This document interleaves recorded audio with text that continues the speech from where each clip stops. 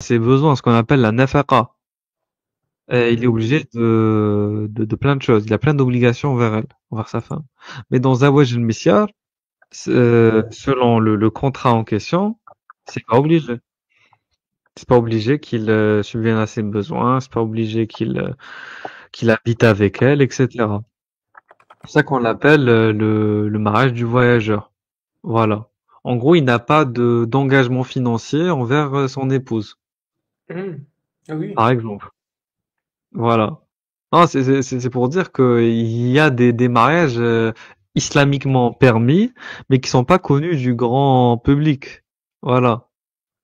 Voilà. Mais par contre, ils vont te dire non, mais nous on condamne la muta'a, etc., qui est permise par les chiites. Mais bon, en fait la différence entre la muta'a et un mariage comme ça, c'est que la durée elle est indéterminée pour le mariage initial, le mariage du voyageur, alors que la muta'a c'est une durée forcément déterminée. En gros, ce qui va les énerver, c'est comme parce qu'il faut comprendre que le mariage en islam c'est vraiment un pur contrat, hein. C'est CDI, CDD. Voilà. Donc les sunnites, ils vont te dire, nous on aime les CDI, on n'aime pas les CDD. Alors que les chiites, ils vont dire non, ça passe les CDD, hein, ça va. Contrat en intérim, ça passe. Mais mais voilà, mais en vérité, au final, ça reste toujours pareil. Le principe de transaction avec la dot, le principe de d'obligation, etc. Donc tout ce qui est lié à un contrat, quoi, tout simplement. D'ailleurs, la dot, elle est pas obligatoire elle est pas obligatoire pour toutes les femmes, hein. Il y a certaines femmes, en fonction Ah, statut, oui, de leur oui, oui, statut, tu pas obligé de leur donner la dot. c'est vrai. Là, t'as brisé le rêve de beaucoup de musulmanes qui pensaient que c'était une obligation.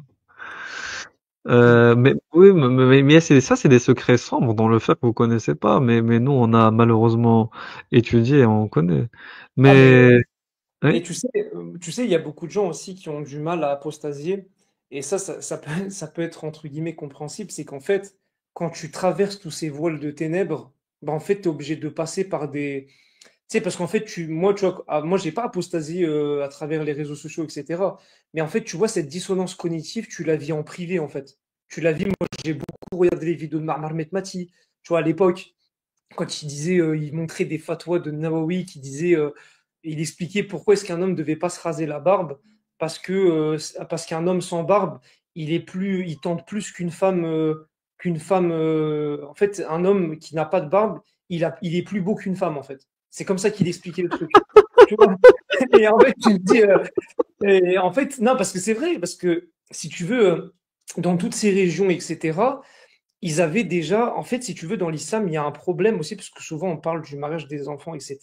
Mais il y a quelque chose qu'on évoque beaucoup moins, qui est ce qu'on appelle, en fait, à l'époque, dans le monde musulman, et ça, on le voit aussi dans Talbis Iblis, etc.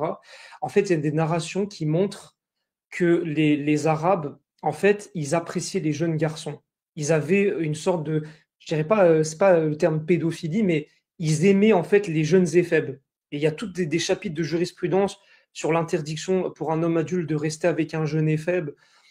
Tu as des phrases qu'on rapporte, après je connais pas leur degré d'authenticité, pour être tout à fait honnête, mais il y a des phrases qui sont rapportées, par exemple, où Omar, il aurait dit, j'ai bien dit il aurait dit, après ça a vérifié, et ça, si tu veux, un jour on en reparlera de ça. Omar, il a vu un jeune homme, un jeune éphèbe, je pense que c'était le fils d'un roi, etc. Et il a dit quoi? Il a dit, je jure par Allah que cet enfant, il tente plus que 70 femmes vierges, tu vois. Et quand tu lis des narrations comme ça, Ahmed ibn Hanbal, un jour, il a vu un jeune enfant, il a dit, ouais, ramène-le plus avec toi ici, etc. Parce que c'était une tentation. Et quand tu lis des trucs comme ça, ben en fait, ta foi, tu sais, elle est obligée de baisser. Tu te dis, en fait, tu commences à comprendre que même toi, tu as plus d'éthique, entre guillemets, que ces gens-là. Tu vois, tu commences à te dire, bah voilà, avec tous mes défauts, parce que voilà, on n'est pas des êtres parfaits, mais avec tous mes défauts, avec toutes mes faiblesses, bah en fait, j'étais pas aussi détraqué qu'eux. Tu vois ce que je veux dire? oui, bien sûr. Et c'est ça en fait c'est ça qui fait que, voilà. Bon bah après, c'est vrai que c'est difficile hein, d'accepter tout ça, de pas être dans le déni. Et voilà. Et après, bon. Voilà. Après, je sais pas si tu veux prendre le relais, dire quelque chose, je sais pas. Non, non, non, non, je suis d'accord avec toi. Mais après, oui, ça répond à une réalité anthropologique. C'est-à-dire que, à un moment donné, l'islam se construit, il faut comprendre que l'islam se construit sur des réalités humaines. Par exemple, des coutumes. Faut pas considérer que le urf, par exemple, ce qu'on appelle la coutume, qui est un fondement, certes, c'est pas le premier fondement, hein, ça reste quand même le Coran, mais c'est quand même un fondement qui, en fonction des contextes, peut même jusqu'à concurrencer des paroles de compagnons, quasiment, presque. Voilà, la coutume peut prendre énormément d'importance dans la jurisprudence, notamment malikite. Les malikites, franchement, ils peuvent te mettre le urf à un niveau très élevé. La coutume est un niveau très élevé. Mais bon, mais faut pas comprendre qu'il y a des réalités sociologiques dans les dynasties islamiques, notamment chez les Perses, chez les Orientaux, extrêmes orientaux, il y avait des traditions très bizarres. Voilà, je vais pas non plus rentrer dans ça parce que ça me gêne toujours d'en parler parce que c'est très malsain, mais il y avait beaucoup de, voilà, comme tu as dit, d'effets, de jeunes éphèbes, jeunes esclaves.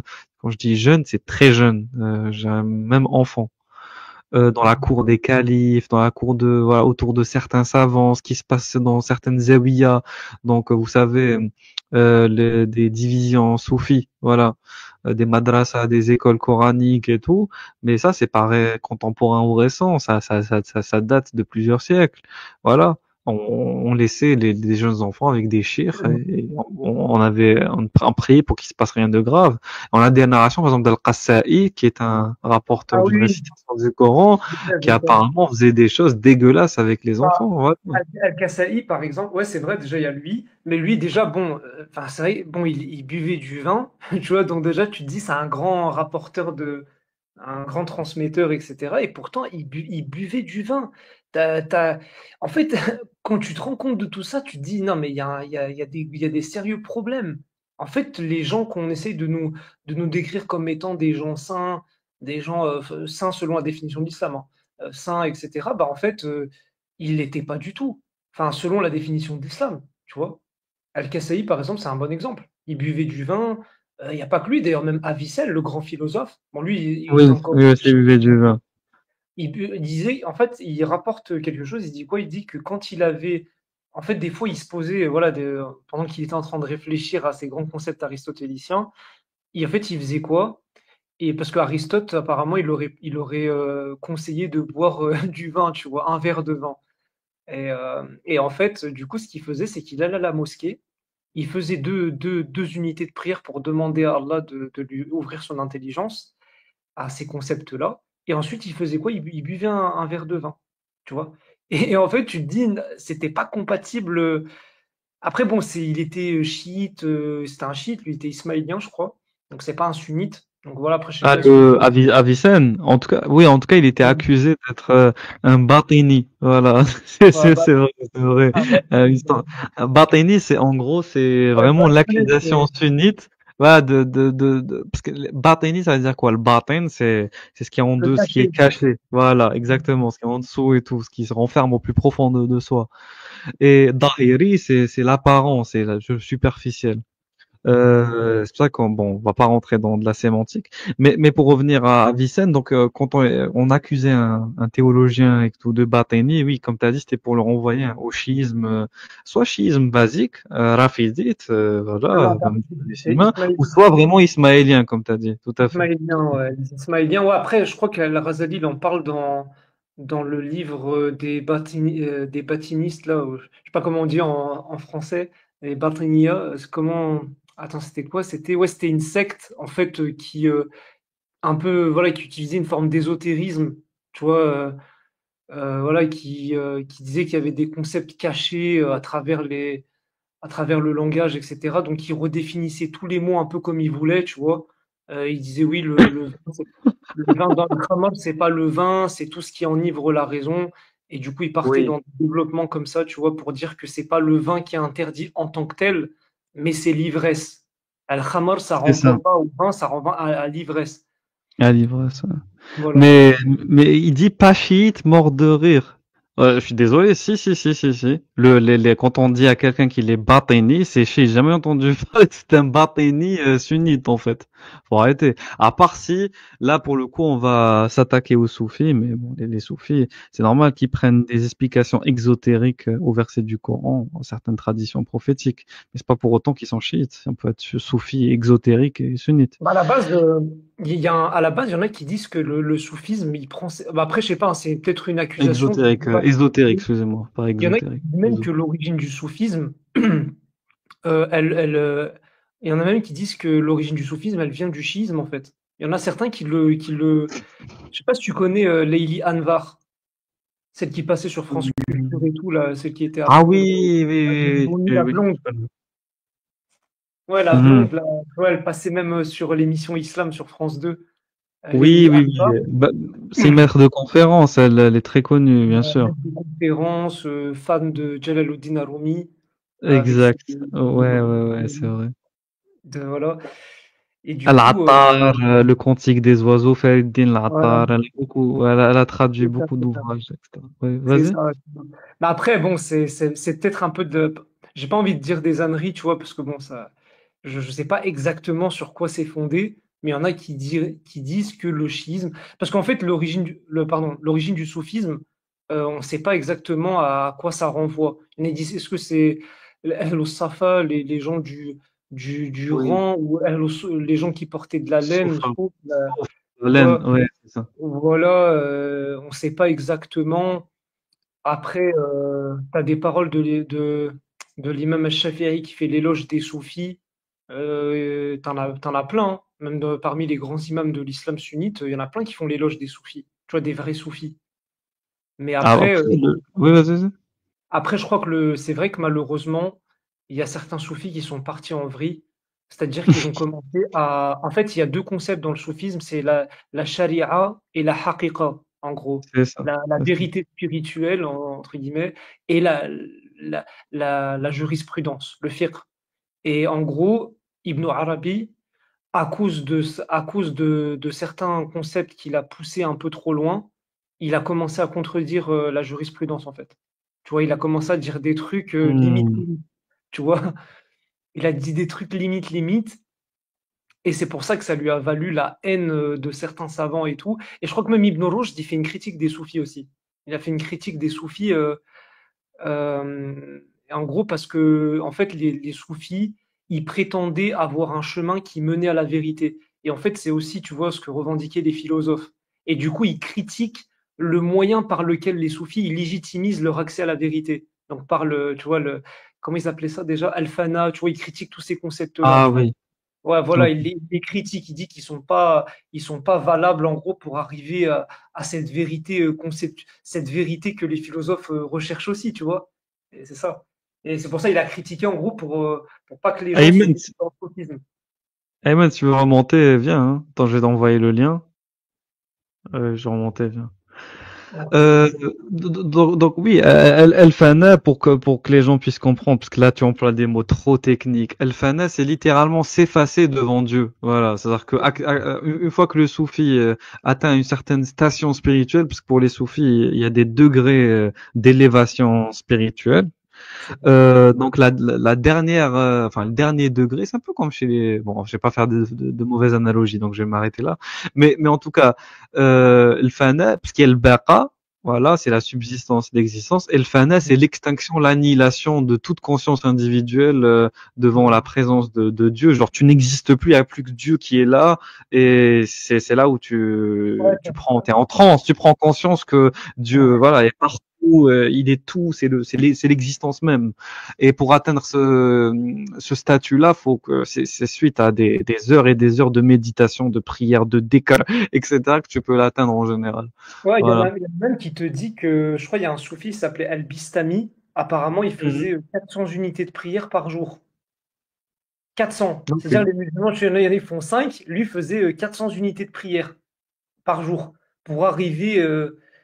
Après, je sais pas comment il faisait, tu vois, mais bon, 400, c'est en fait, tu pries toute la journée, tu t'arrêtes plus. Parce que pour faire 400 prières, c'est chaud quand même. Mais tu vois, bah ouais, t'en as certains qui utilisaient des moyens radicaux. Après, bon, il y en a certains aussi qui sont rentrés dans l'exagération, qui allaient dans des grottes, comme l'a dit, comment il s'appelle déjà? Celui qui écrit Ibn al-Jawzi. Il a dit, ouais, ils partaient dans des grottes, il y en a qui se mettaient à jeûner jusqu'à mourir de faim, etc. C'est un peu exagéré. Mais ils ont repris un peu ce, cette dévotion en fait chez certains moines, tu vois, ils se sont un peu influencés de d'autres C'est ça. Il y a traditions une pratique qui environnementales. s'appelle, exactement, une pratique qui s'appelle la muraqaba. Voilà, c'est vraiment la méditation pratiquée par les soufis qui permet de justement d'atteindre la dernière station spirituelle, Mhm. qui permet justement de l'éteinte, ce qu'on appelle Mhm. l'éteinte de l'ego, Par l'extinction exemple, de l'ego. Oui, vas-y. par exemple, je donne un exemple. Par exemple. Tu vois, il y a un groupe de soufis, peut-être que vous avez déjà vu, qui s'appelle les Karkari. Je sais pas si tu connais. Arqari, oui, oui, Ouais, bien les sûr, oui. Karkari, etc. Bah, eux, par exemple, il faut souvent, tu vois, il y a des gens, ils comprennent pas pourquoi est-ce qu'ils mettent ces vêtements rapiécés multicolores. Et en Oui, fait, parce que c'est vrai que ça paraît, c'est l'objet, ça peut pas, voilà, ça peut être un objet de moquerie, etc. Mais en fait, eux, c'est précisément ce qu'ils recherchent. C'est-à-dire, en fait, c'est dire qu'ils veulent en fait, atteindre un degré de sincérité tel qu'ils se soucient plus du regard des autres, c'est-à-dire paraître ridicule aux yeux des autres pour plaire à Dieu. Tu vois? C'est ça, en oui, fait. tout à fait, tout Et à après, fait. c'est après le fait d'utiliser le vêtement rapiécé, ils vont dire que c'est une tradition, parce qu'effectivement, il y avait certains salafs qui avaient des vêtements rapiécés, mais voilà. Et en gros, ils utilisent tous ces voilà, pour avoir une forme de modestie, pour atteindre l'annihilation comment on dit, aliénation de l'ego. Voilà. Ils veulent détruire leur ego, ne plus faire les choses sincèrement que pour Dieu. C'est pour ça que dans le soufisme, il y a des belles choses, tu vois, dans le soufisme, etc. Ah Et oui, oui, bien sûr. il y a des beaux concepts. Mais voilà, après, bon, voilà, c'est pas en vogue dans l'islam d'aujourd'hui, malheureusement. La plupart des musulmans, ils voient le soufisme d'un très mauvais œil. Tu vois. Exactement. Il y a quelqu'un dans les commentaires qui a cité le hadith du prophète, mourir avant de mourir. Tout à fait. C'est exactement ça. C'est exactement ce que beaucoup de soufis prêchent. Voilà. Oui, oui, c'est vrai. Et ça, c'est un hadith du prophète qui a été rapporté dans Kashf al-Khafa. Donc, oui, oui, oui, tout à fait. C'est ça. Et les stations spirituelles, c'est les maqamat. Voilà. Mais pour revenir sur ce que tu disais, effectivement, donc oui, dans le soufi, en tout cas pour ceux qui s'intéressent à l'ésotérique, donc le cachet et le batin, et qui en ont marre du dahir, l'apparent, donc l'exotérique là pour le coup, qui est juste le suivisme de la loi et ça s'arrête là. Voilà, je fais mes ablutions comme comme on me l'a dit de faire, voilà, tac tac, les yeux, enfin le visage, les mains, les coudes, les chevilles, la tête, etc et les avant-bras et la prière de manière très méthodique, l'iqama, sujud, ruku'. Bon. Et le problème, c'est qu'avec ça, il y en a qui restent dans l'apparence, voilà, dans le mécanique pur et délaissent complètement l'aspect spirituel. Et les soufis, eux, ils te disent non, hein, il faut aller plus loin que ça. Tu peux pas juste te contenter des 5 prières. Il faut aller Et beaucoup, beaucoup, justement, beaucoup plus tu vois, les salafis, pour contrer un peu cette accusation, ils se basent souvent ils utilisent le livre de Ibn al-Qayyim qui s'appelle Madarij al-Salikin, le sentier des itinérants. En gros, qui est un livre ouais, de spiritualité, hanbalite, enfin, de type salafiste, tu vois. Et, euh, et en gros, ouais, donc dans ce livre, en fait, il va aussi critiquer, tu vois, parce que souvent, il y a des caricatures de soufis qui sont vraiment graves, tu vois. Par exemple, ils utilisent souvent le verset qui dit prie ton Seigneur jusqu'à ce que te parvienne la certitude, entre guillemets, la mort. Et eux, en fait, ils vont dire que les soufis, il y a certains soufis qui s'arrêtent de prier parce qu'ils te disent, moi, j'ai atteint la certitude. En fait, ça y est, je crois en Dieu. De la même manière que si je l'avais vu après ma mort. Donc j'ai plus besoin de prier en fait. Tu vois. Ils vont faire des caricatures comme ça pour attaquer le soufisme, pour le caricaturer, alors que la réalité du soufisme, elle est pas celle-ci, tu vois. Si tu vois comment on passe d'un Ibn Taymiyyah qui fait les éloges de Abdel Qadir al-Jilani en disant c'est le cheikh de tous les soufis, et en disant que c'était le grand maître, etc. Et d'un autre côté, des wahhabites qui vont te dire non, non, le soufisme, c'est une secte. Et voilà, et c'est vrai qu'il y a certains soufis qui font n'importe quoi. Tu vois, au Pakistan, tu as certains maîtres spirituels qui demandent à coucher avec la femme du mec en question pour Oui, oui, avant de démarrer, mais ça, tu c'est vois. de la bédaa qui n'a jamais existé, ça. Ouais, et on le voit au Pakistan, tu as des vidéos, c'est vrai, qui posent quand même question. Tu vois, le mec, il touche le mec, il se met à être électrocuté, tu vois, bizarrement et tout. Bah, c'est des sortes de sectes, en fait, à l'intérieur du soufisme qui ont pénétré le soufisme. Mais à la base, le soufisme, c'est pas ça, tu vois. Oui, Le oui, vrai bien sûr, le évidemment. soufisme islamique authentique, c'est pas ça. C'est pas, ouais, le mec, il te touche et tu t'envoles contre un mur. C'est pas ça du tout. Ouais, c'est vrai, au Pakistan, il y a certaines sectes qui font ça, tu vois. Oui, oui, C'est un oui. peu, tu vois, un peu le même truc que. C'est comme le soufisme turc, tu vois. C'est un peu bizarre. Comment on appelle ça? Les derviches tourneurs. Derviche tourneur, oui. Mais après, Rumi, il faisait ça aussi, donc bon. Ouais, puis là, il était amoureux d'un. Enfin, je sais pas si c'est un vrai amour. Je sais pas si Ah oui, oui, oui, Shiraz. c'est Oui, Shams. oui. Shams, un mec qui Shams, s'appelait Shams. Shams. Oui, oui, Ouais, c'est Shams. ça, Oui. Shams. Et en gros, c'était un maître spirituel, une sorte de soufi vagabond avec un. Shams Tabrizi, voilà, c'est ça. Shams Tabrizi. Ouais. Et du coup, apparemment, Rumi. D'ailleurs, tu sais que Rumi, il est la cause, entre guillemets, d'un. Parce que souvent, les musulmans, ils avaient mis. Enfin, ils avaient fait la propagande de ça. C'est un prêtre orthodoxe qui s'est converti suite à la lecture de Rumi, tu vois. Et en gros, tu avais des salafis qui revendiquaient, disaient, oh, regardez, machallah. Alors qu'en réalité, il s'est converti à cause d'un islam que eux considèrent complètement, tu vois. Hérétique, ouais, Et ouais. voilà. Et Rumi, ce qu'il faisait, bon, c'est vrai, il avait une relation d'amour. Bon, après, je sais pas ce que c'est du véritable amour comme on aime une femme, ou est-ce que c'était de l'amour comme on aime un maître? Je sais pas, tu vois. Ah, oui, ça dépend comment tu interprètes les Voilà. propos de Rumi, parce que en fait, il y a des poèmes très ambigus. Voilà, je ne peux pas me Ouais, séparer de toi. Faudra que je les retrouve pour les ouais, mots. ouais, c'est ça en fait. Ouais, c'est ça. En fait, c'est des poèmes. Après, tu vois, pour le défendre quand même un peu, on peut aimer un maître, on peut aimer un maître, voilà, on peut l'aimer comme son propre père, tu vois. Donc, dire des paroles comme ça, c'est pas une marque voilà, parce que surtout qu'il était marié, il avait des enfants, je crois aussi. Donc, Oui, voilà, oui, oui, par oui, sa mais défense. justement, Hum. après la mort de Rumi, il y a eu beaucoup de problèmes d'ailleurs, évidemment. Oui, voilà. Mais, Après, le problème, c'est qu'il y a les poèmes de Rumi qui sont destinés à Shams et les poèmes de Rumi qui sont destinés à Allah. Et en fait, il parle de l'amour divin comme si c'était un amour. Il vit son amour envers Dieu comme un amour envers un être humain. Donc ça donne comment dire, un dialogue très ambigu, très qui est bizarre pour des gens ouais, comme nous. il personnifie. Voilà. Il personnifie Dieu. Voilà, c'est ça. Il a une relation personnelle avec Dieu, exactement. Mais c'est une relation de romantique. Enfin, le langage est romantique, en tout cas. Voilà. Donc, c'est pas parce que dans d'autres formes de relations transcendantes, immanentes, Hum.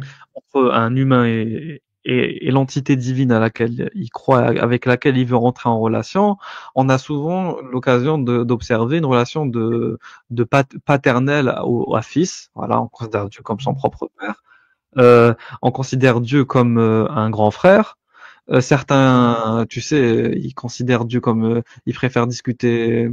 Par exemple, chez les chrétiens, il y a Marie. Voilà, elle a une figure maternelle, ça existe. Mais amoureuse, j'avais jamais vu ça encore. Alors, Juste, je vois Rumi.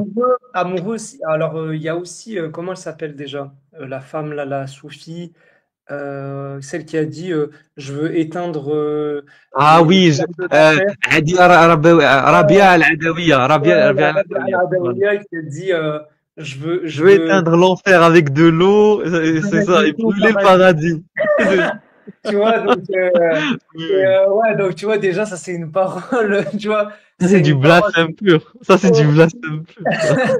Non, en gros, je pense que, parce J'ai qu'après, c'est compris. très difficile à interpréter, tu vois, mais de dire, en gros, moi, j'ai plus besoin de ça, en fait. Je fais plus ça pour ça. Oui.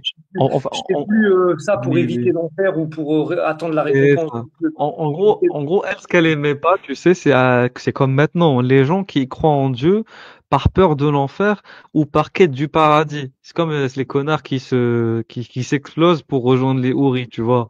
Donc elle te dit je fais le paradis et, et je crame l'enfer et je Oui, mouille l'enfer. Voilà, j'inonde l'enfer comme ça, on peut plus croire en Dieu ouais. pour des raisons de crainte ou de vanité, tu sais le désir charnel d'être avec des houris, par exemple. C'est vrai, Non, c'est en fait, vrai.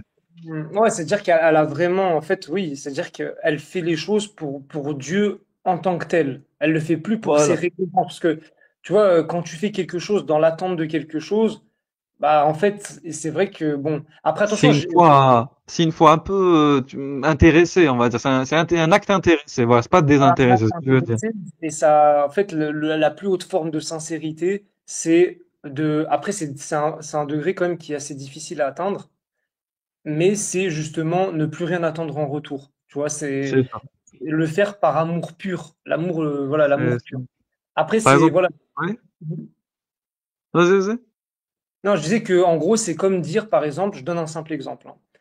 Pour se donner un peu une image, ça serait comme essayer de continuer à adorer Dieu, même s'il n'y avait pas de vie après la mort. Tu vois, faut se mettre un peu dans cette Hmm, équipe-là, de dire, c'est admettons vrai. que Dieu n'ait créé ni l'enfer ni le paradis et qu'il te promet tout simplement le néant. Est-ce que tu l'adorerais de la même façon? 99% des gens, ils te diraient non, non, moi je veux plus. Tu vois, il faut quelque chose en retour. Tu vois, il faut que j'ai la vie éternelle. Il faut que, tu vois, il faut que j'attire sur moi des bienfaits, etc. Mais si, eh ben, il y en a d'autres qui te diront non. Moi, même si j'avais pas de vie après la mort, même si je devais retourner dans le néant, entre guillemets, eh ben, je continuerai à adorer Dieu pour ce qu'il est, en fait. J'ai trouvé un poème exactement, j'ai trouvé un poème de Rumi apparemment qui a été traduit par une traductrice d'origine iranienne. Tu m'as trouvé une fois de plus, toi le voleur de cœur, dans l'extase de l'ivresse. Ah oui, il faut aussi développer la notion d'ivresse. On parle pas de vraie ivresse. On parle pas, c'est pas de la Romy, c'était pas un alcoolique qui se bourre. Après, peut-être qu'il a bu de l'alcool, mais je pense pas qui se bourrait au vin, etc. Parce que chez les soufis, on utilise donc l'image de l'ivresse qu'on connaît avec l'alcool avec l'image de l'ivresse ressentie par l'amour spirituel qu'on reçoit en entrant en relation à travers les prières et les adorations et les invocations avec Dieu. Voilà. Donc il y a, en fait, c'est vraiment très symbolique, très métaphorique. On retrouve ça chez Rumi, chez d'autres auteurs. Par exemple, Omar al-Khayyam. Moi, j'adore Omar al-Khayyam personnellement. Lui, il aimait C'est- beaucoup le vin. voilà. C'est un Euh, mathématicien de Neishapur, je crois. C'est ça, C'est ça. exactement. C'est un mathématicien, astronome. Il était astronome d'ailleurs pour Nizam ul-Mulk, je pense, en tout cas pour le gouverneur à l'époque, comme tu as dit, à Nishapur. Et lui, il écrivait Rubaiyat. Rubaiyat, c'est des quatrains. J'ai son livre d'ailleurs, voilà, je l'adore. Et en fait, ce que j'aime bien, c'est des fois, il parle à Dieu, genre, c'est carrément un blasphémateur en mode, écoute, si jamais tu envoies les alcooliques et les fornicateurs en enfer, alors je préfère être là-bas qu'être dans le paradis. Tu vois, il commence à parler comme ça. Dieu, pourquoi t'as créé le destin, un destin funeste, je n'aime pas ça. Il commence à blasphémer, il commence à mal parler à Dieu. Après, il fait son repentir. Excuse-moi, j'aurais pas dû dire ça. Je regrette. Comme ça. Et après, il te parle de les chansons, tu vois, c'est le serveur qui te sert du vin, il dit, putain, j'adore, je vais dans une taverne, je préfère être à la taverne et pas être à la mosquée. Quand je vais à la mosquée, je m'endors. Tu vois, que des ça, tu vois, je suis mort de rire, je dis ça, je me suis éclaté.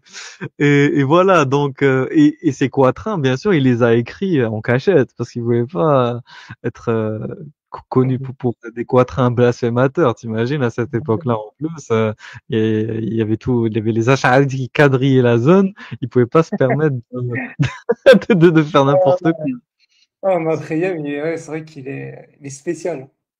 Non, mais les auteurs perses, franchement, ils sont forts. C'est comme, bah oui, Farid el-Din Attar, c'est comme, il s'appelle Al-Hafid, voilà, Al-Hafiz, Tabrizi, je pense. Il y a plein d'autres. Il y a, comment il s'appelle l'autre? Saadi. Razès. Il y a, non, C'est Razès, juste pas un je crois que poète. c'est un poète.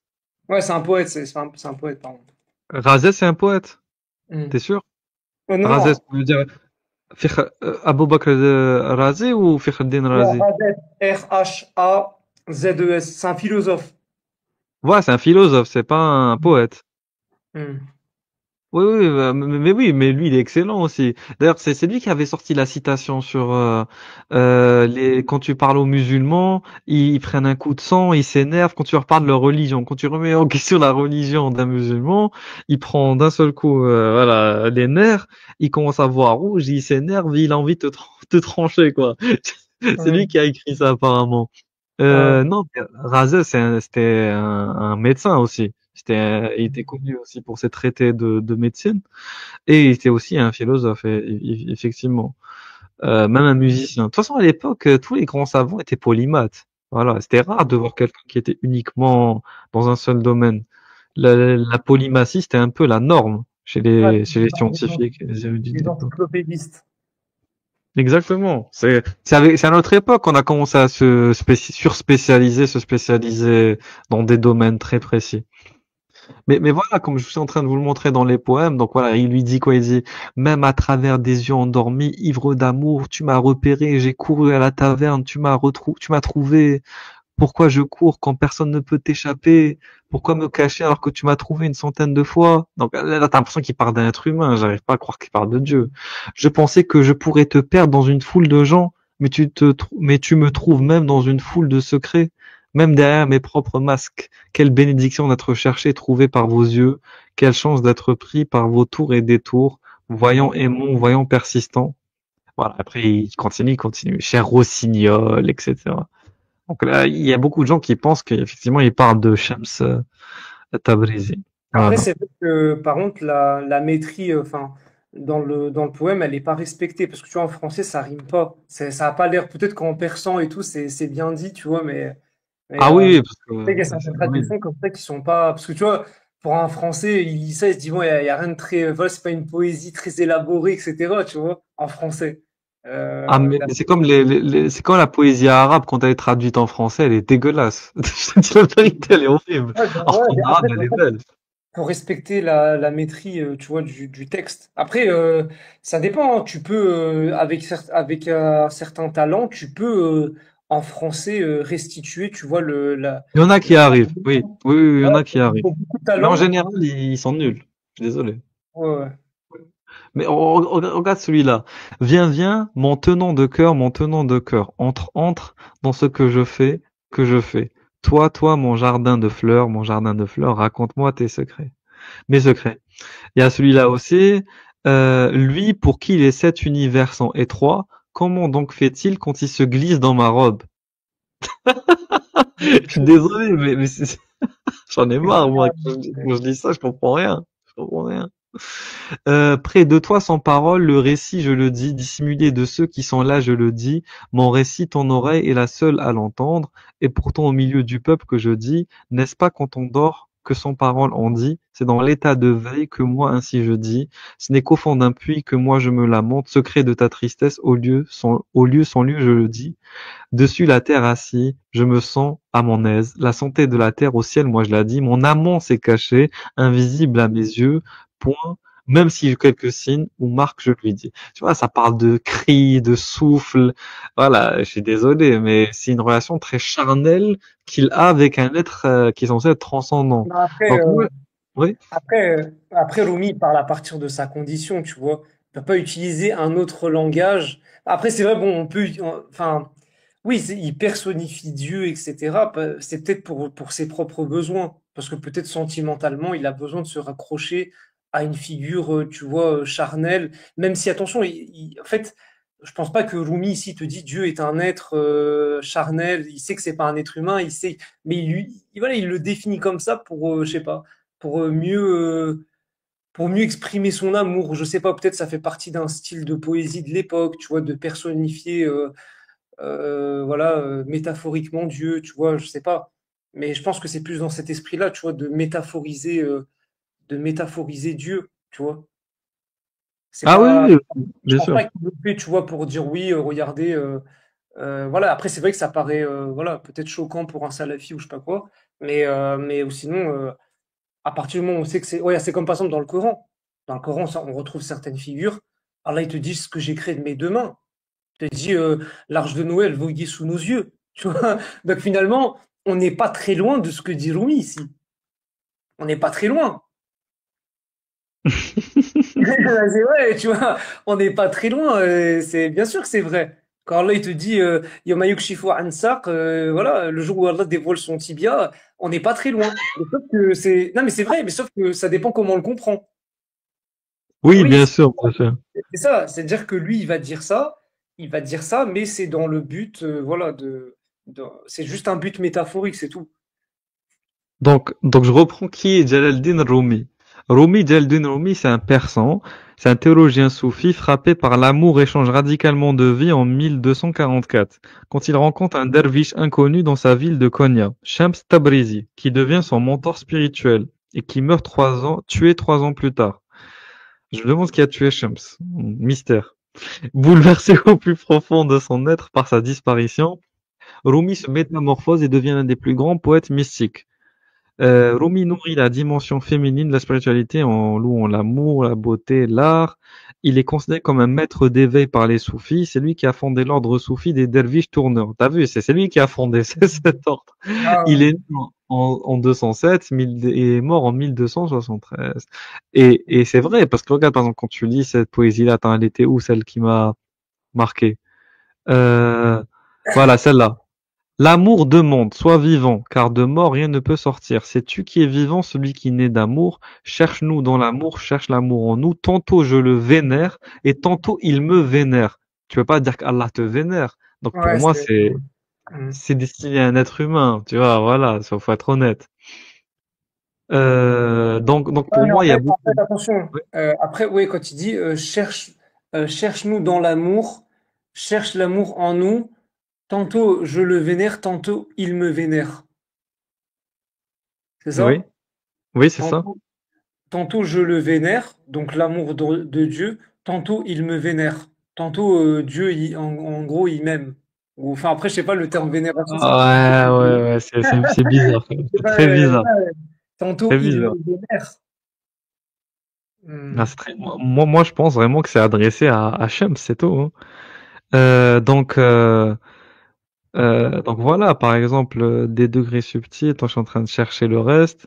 Voilà, donc il y a des poèmes comme... Ah voilà, quand il te parle de soleil, le soleil c'est Shams. Non, après, c'est vrai qu'il a raison, Bootsform, les commentaires. En fait, ce que dit Romy, et je pense qu'il était aussi peut-être adepte de ça, c'est il faut toujours remettre les paroles des soufis dans le contexte du Wahdatul Wujud. Ça veut dire Ah le fait oui, mais que ça c'est un concept de merde, je suis désolé, moi j'y crois ouais, pas. ouais, bah après, non, mais après que tu sois d'accord ou pas, mais si tu veux, Wahdatul Wujud, bon, pour expliquer un peu aux gens, c'est pas un panthéisme selon la définition des philosophes. C'est une autre forme de Quand même. panthéisme soufi, ça a une autre définition. En gros, c'est une sorte de panenthéisme, je crois, je sais plus comment, je sais pas si on l'appelle comme ça. En gros, de dire que Dieu, il est à la fois le monde et quelque chose en plus. En plus, en Ah, dehors il est dans voilà. le monde et en dehors du monde. Ouais, Oui, oui, c'est du exactement, c'est ça. panenthéisme, exactement. Et du coup, en fait, en fait, qu'on peut dire, en fait, Dieu, il est bon, j'ai pas envie de caricaturer parce que c'est pas comme Jahmi Boussafouane, il va te dire oui, Dieu, il est de partout, ou c'est pas exactement ça. Mais en gros, c'est pour dire que, en fait, le seul véritable existant, c'est Dieu, et tout ce qui est Dieu, enfin, en fait, tout ce qui existe est en Dieu. Et du coup, si tu vénères certaines choses dans la création, ben, en fait, tu vénères indirectement Dieu. Mais c'est ni de l'animisme, ni, ni du panthéisme à proprement parler. C'est une définition encore qui est complexe. Tu vois, je pourrais pas te la définir comme ça parce que j'ai pas assez étudié le sujet. Mais c'est quelque chose comme ça. Ouais, il n'y Ok, a rien ouais, sans Dieu sans que les choses ne soient. Ouais, en gros, Dieu, il maintient les choses dans l'existence.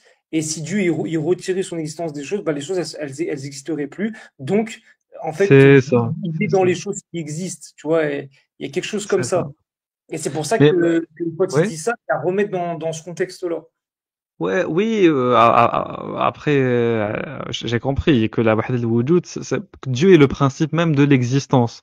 Donc, si on enlève Dieu de l'existence, même humaine, c'est que c'est comme si on était en train de dire qu'on peut exister en dehors de Dieu, ce qui est techniquement impossible. Voilà, exactement. Il n'y a pas Oui, d'existence, voilà, c'est-à-dire que toute chose vivante, enfin, mais tu toute sais, c'est chose quoi le qui... problème? C'est quoi? C'est que moi j'ai lu un texte de justement de Ibn Arabi et qu'est-ce que te dit Ibn Arabi? Il te dit Ibn Arabi que tu sais Moïse et Pharaon. Moïse Hmm. pendant qu'il était en train de fuir Pharaon, c'était Allah qui était en Moïse et en même temps Allah était en Pharaon. Donc Allah était en train de se chasser lui-même. Ça, quand tu lis des textes comme ça, je suis désolé, c'est du n'importe quoi. En gros, après, je comprends la dimension ésotérique. Allah est tout, il est en même temps Pharaon, il est en même temps Moïse, il est en même temps le bien, en même temps le mal. Oui, ok, ça paraît beau en substance, mais philosophiquement, en fonction de de la position que tu prends, si t'es très rationaliste, t'as du mal à accepter ça quand même. Je sais pas, moi, en tout cas, j'ai Ah, beaucoup de mal à accepter cette je dirais posture. pas qu'Ibn Arabi, c'était pas un rationaliste, parce que bon, enfin, il utilise comme des termes qui sont très complexes. Donc, il utilise certains principes de. Après, je connais pas bien Ibn Arabi, pour être tout à fait honnête. Je pourrais pas Il est moins parler. rationaliste qu'un Averroès quand même, je suis Oui, oui, désolé. oui, mais bon, ce que je veux dire, c'est que c'était pas l'idiot du village non plus. Tu vois, c'était comme. Non, mais c'est pas pareil. Non, non, Non, mais je dis pas c'est qu'il pas était pareil, bête. je sais. Mais par exemple, le Wahdatul Wujud, c'est un concept philosophique, tu vois, ça c'est clair. Et Oui, oui, oui, oui, oui. voilà, Mais moi, j'aime hmm. pas. Je sais pas. Ouais, Je ouais, je suis trouve pas ça d'accord. assez rationnel à mon goût. Tu vois. Après, Wahdat al-Wujud, c'est accepter déjà l'axiome que Dieu est en tout, en toute chose existante. Si t'acceptes pas cet axiome-là, tu t'accepteras pas les autres postulats qui vont suivre par la suite. En fait, c'est tout. C'est une question juste de paradigme métaphysique. T'as raison. Moi, comme j'arrive pas à accepter Après, cet regarde, axiome, je peux pas comment. c'est comme Vas-y. quand Ibn Arabi il dit que, par exemple, Pharaon, il a été pardonné. Parce qu'il a dit, au moment où il était en train au Ah moment où oui. il était en train de se noyer, il a dit, La ilaha illallah. Il Allah. C'est ça. L'archange Gabriel, il est venu et il a mis de la boue dans sa bouche pour lui C'est empêcher ça. de dire cette parole. Mais il dit en gros que comme en fait, il a quand même eu l'intention, il a quand même dit la parole, L'intention. et il a Oui. dit la parole là, il l'a quand même dit, même si c'était au moment où ben, il sera quand même sauvé au final, tu vois. Même si, voilà, et c'est des paroles comme ça qui ont choqué bah, les théologiens ou les jurisconsultes musulmans. Parce que c'est vrai que la figure, comme tu as dit tout à l'heure, la figure du pharaon dans le monde musulman, c'est la figure du tarout, de Oui. Satan, en fait. Tu vois, c'est le démon. Tu vois, quand tu dis De toute façon, t'es un il y a un pharaon, verset qui dit ça. Il y a un verset qui rattache Pharaon au Tarot, en fait, tout simplement. voilà, Donc, voilà. je sais pas. Pharaon, c'est l'image du démon. C'est l'image du tarout, du transgresseur, de l'ennemi de Dieu. Ouais, enfin, il a toutes les. Voilà, Pharaon, c'est pas une image positive, c'est sûr. Et dire que Pharaon sera sauvé, bah, ça a choqué pas mal de personnes, tu vois. Et bon, là, comme tu me dis, il y a une autre interprétation qui dit que Dieu, il était à la fois Moïse et Pharaon, c'est encore pire. Bah oui, ça choque, tu vois. C'est normal. Non, oui, oui. Après, c'est pour ça que moi, je respecte certains soufis, comme tu as dit. Rumi, il a dit de belles choses. Après, sans son délire avec Shams. Désolé, ça va trop loin pour moi. Mais enfin, je comprends pas s'il s'adresse à un humain ou à Dieu. En fait, moi, j'ai un problème avec l'ambiguïté, tu vois. J'aime pas quand ça devient trop ambigu, trop ésotérique, trop Ah, mais ça, c'est votre voilà. analyse, hein. Euh, Pas être de trop quoi? littéraliste, Régulus. Non, justement, non, ça dépend. Il y a une différence entre le littéralisme et la clarté. T'as compris? Moi, j'aime bien les propos qui Hmm. sont univoques et non pas équivoques. Voilà, moi j'aime les versets muhkam mais non pas mutashabih. C'est tout. Après, c'est pas une question de littéralisme, tu vois ce que je veux dire? C'est Ouais, que mais justement, justement. moi, ça m'énerve d'utiliser le discours métaphorique pour tout et pour rien. Par exemple, tu vois, dans les évangiles. Quand tu Hmm. utilises des paraboles, moi je comprends, il y a une logique, tu utilises une parabole, et ensuite il y a plusieurs couches de lecture, et en plus des fois même dans les évangiles eux-mêmes, il y a Jésus qui explique la parabole lui-même, c'est même pas des interprètes postérieurs qui viennent, c'est lui-même qui l'explique. Moi j'aime bien ce concept. Voilà. Par contre, Ouais, faut pas non plus employer ce H24 un discours métaphorique, ça va devenir lassant à force, ça va devenir non, je suis ambigu. d'accord.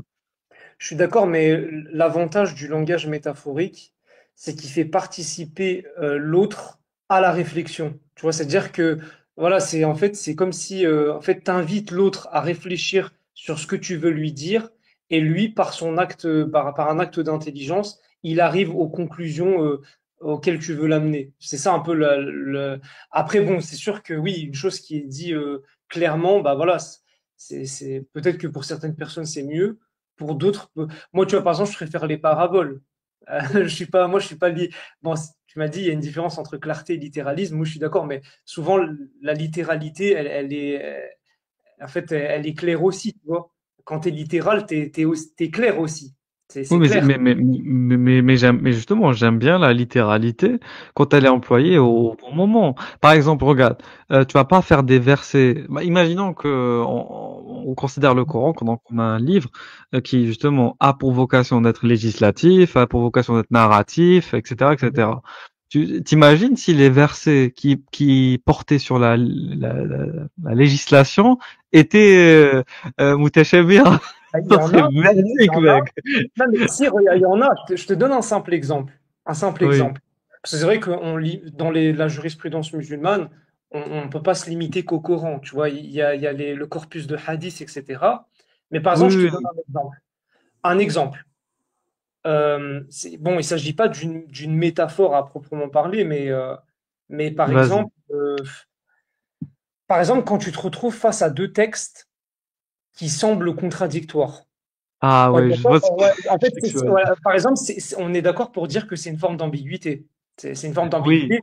C'est pas une là oui. métaphore à proprement parler, mais c'est pas clair. C'est pas clair. C'est pas clair du tout. Donc là, Non. Enfin, oui, regarde. les deux textes sont clairs, peut-être en eux-mêmes, mais quand tu les confrontes, il y a un Oui, mais doute. Pas que c'est pas comment clair, tu c'est fais, que tu regarde. doutes duquel est le bon et lequel est Ben non, mauvais. non, non, Il y non, a une parce que regarde, contradiction. quand t'es face à deux textes qui sont authentiques, Oui. mais en fait qui sont contradictoires. Comment tu fais pour harmoniser quelque chose qui en apparence est contradictoire? Comment tu fais? En fait, oui. Il y a différentes méthodes. Là, moi, je vais me baser sur la méthode qu'ont les savants. Je vais essayer de chercher le contexte de révélation pour les versets et je vais chercher les shuruh, les explications des hadiths pour les hadiths. Essayer de comprendre dans quel contexte ils ont été énoncés, ces narrations-là. Ouais, mais, Voilà, tout ouais, mais simplement. on est déjà d'accord pour dire que l'explication en tant que telle, c'est en fait quand tu expliques quelque chose, c'est que la chose n'était pas claire, tu vois, au Oui, départ. De toute façon, il n'y je a pas vois ce besoin que c'est. d'explication. En fait, c'est pas une question de clarté. Moi, je dirais que c'est une question de complétude. Tu vois ce que je veux dire? Bon, le hadith, il est pas complet en lui-même. Genre, par exemple, quand tu rapportes un hadith, tu mets pas à côté forcément la date, le lieu où il a été émis. Et c'est dans les shuruh qu'on va retrouver ça justement. C'est des narrateurs ou des transmetteurs postérieurs qui vont rajouter et compléter dans quel contexte on a reçu ce hadith. On comprend parce que le hadith il a été révélé après la bataille de Badr, il a été révélé lors d'une campagne militaire, il a été révélé, tu sais, après la hijra, quand on était à Médine. Et là, tu comprends mieux certaines choses, tu vois. Donc après, je comprends. Allez, vas-y, je vais sur ton terrain, je veux dire que c'est pas clair. Vas-y, ok, c'est pas clair. Du coup, continue. Donc, ce que je disais, C'est pas c'est que, clair. en Oui, fait, oui, ce que je disais, c'est que, bah, justement, donc toi, tu disais que tu préférais les choses qui étaient claires, et moi, je te oui, disais que moi, je préférais bon, les choses qui étaient. Bon, après ça, trop de métaphores tue la métaphore, comme l'a dit Botsform dans les commentaires. Moi, je dis pas qu'il faut parler qu'en langage métaphorique, mais je dis juste que. Je dis même que quand une chose, elle est. En fait, il n'y a pas que la métaphore qui mène à l'ambiguïté. C'est ça que je voulais dire. C'est qu'en fait, oui, je suis il y a d'accord, je suis d'accord, même je suis un d'accord. discours clair, même un discours qui paraît clair peut ne pas l'être, en fait. Il y a des choses qui peuvent être complètement claires, mais en fait, la manière dont tu les comprends fait que ça devient ambigu. Tu vois, Il y a pas de parce qu'il y a souci, je plein, comprends. on peut toujours interpréter une phrase comme ça, sortie de son contexte, qui est en apparence très claire, et qui pourtant, dans le contexte dans lequel elle a été dite, la rend complètement ambiguë et inversement. Une phrase qui est complètement, qui est d'apparence ambiguë, mais dans le contexte dans lequel elle a été dite, en fait, elle devient complètement claire, etc., etc. Donc, donc voilà. Après, bon, enfin, c'est un peu tout le domaine de la poésie, etc.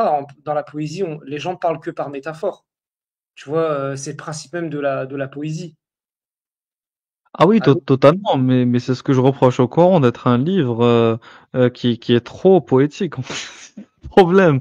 Et justement, à force de vouloir rendre le Coran harmonieux d'un point de vue de la sonorité, on l'a rendu ambigu en fait. Voilà, merci beaucoup, bravo Allah, t'es fort. Non, mais sérieusement, c'est-à-dire que moi, je veux bien apprécier une magnifique poésie qui repose sur du symbolisme, de la métaphore, de la comparaison. Mais je vais pas considérer ce discours comme étant un discours sans tortuosité, sans contradiction, sans ambiguïté, complet, comme le prétend être le Coran. Voilà, parce que le Coran prétend être tellement de choses qu'il n'est pas que, au final, ce sont est navrant. Tu vois, ça le problème. Non, après, C'est ce que j'aime pas je te avec le Coran. comprends. Après, je te comprends, mais tu sais, enfin, si avec un seul et même texte et avec un seul même corpus de hadith, etc., on arrive à différentes écoles, à différentes positions, c'est que même avec les mêmes contextes de révélation, avec le même corpus de texte, on arrive à quatre positions différentes, tu vois.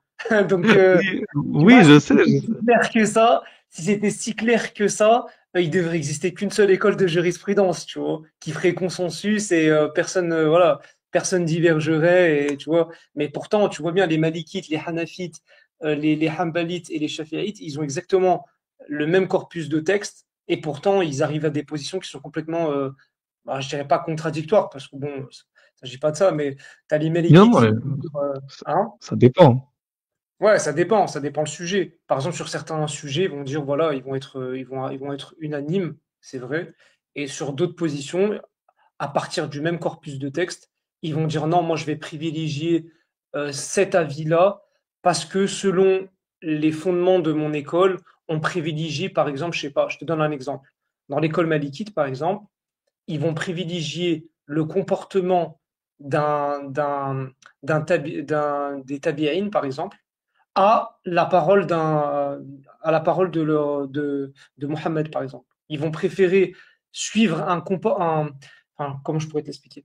En fait, regarde, si par exemple, l'imam Malik, par exemple, il vivait à une période où il y avait énormément de tabi'in, donc des suiveurs des compagnons, ok? S'il voyait qu'une pratique était communément répandue, eh ben, il se disait que c'était impossible qu'une aussi grande quantité de tabi'in puisse suivre quelque chose qui n'a pas de fondement. Donc lui, si tu lui ramenais un hadith qui contredisait la pratique des tabi'in, il rejetait. Il te disait non, je prends pas. Je préfère privilégier la tradition ou le comportement des tabi'in, par exemple. Alors qu'il y en a d'autres qui vont te dire non. Nous, on privilégie le texte en question. On va préférer le texte en question plutôt que la tradition des tabi'in, etc. Tu vois ce que je veux dire? Oui, oui, bien sûr. Mais Et, après, c'est la position de Malik, évidemment. Mais ça, ouais, voilà. c'est des postulats rationnels. Et c'est pour ça que moi, ça me fait rire quand certains sunnites disent la raison parce que Abu Hanifa, par exemple, on lui reprochait d'être de Ahl al-Ray pour reprendre, pour les gens qui comprennent pas la dispute. En gros, ce qui se passe, c'est que les premiers grands savants, en tout cas qui sont restés jusqu'à maintenant, parce qu'il y a Al-Awza'i, etc., Tawri, Sofiane Tawri, qui ont été aussi à la même époque des savants dont on a pris la science en termes de hadith et en termes de fatwa, de jurisprudence, mais qui n'ont pas laissé de traces, on va dire, d'un point de vue scolaire, avec des nombreux élèves qui ont sauvegardé leurs paroles à l'écrit, qui l'ont transmis sur des siècles et qui ont formé de véritables institutions juridico-politiques, comme ont pu l'être les Malikites, les Shafi'ites, etc., les Hanafites, même les Hanbalites certaines fois. Ce qui se passe, c'est que Abu Hanifa, donc le premier dit grand faqih, donc qui était établi du côté de l'Irak, lui était considéré comme min ahl al-ra'i, donc les gens de l'opinion.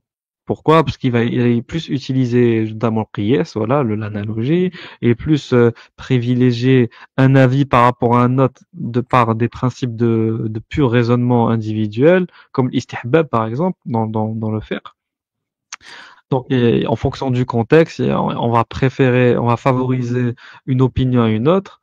et non pas se tenir à la littéralité des textes jurisprudentiels qui forment la source de la jurisprudence islamique, du droit islamique, qui sont le Coran et les narrations authentiques.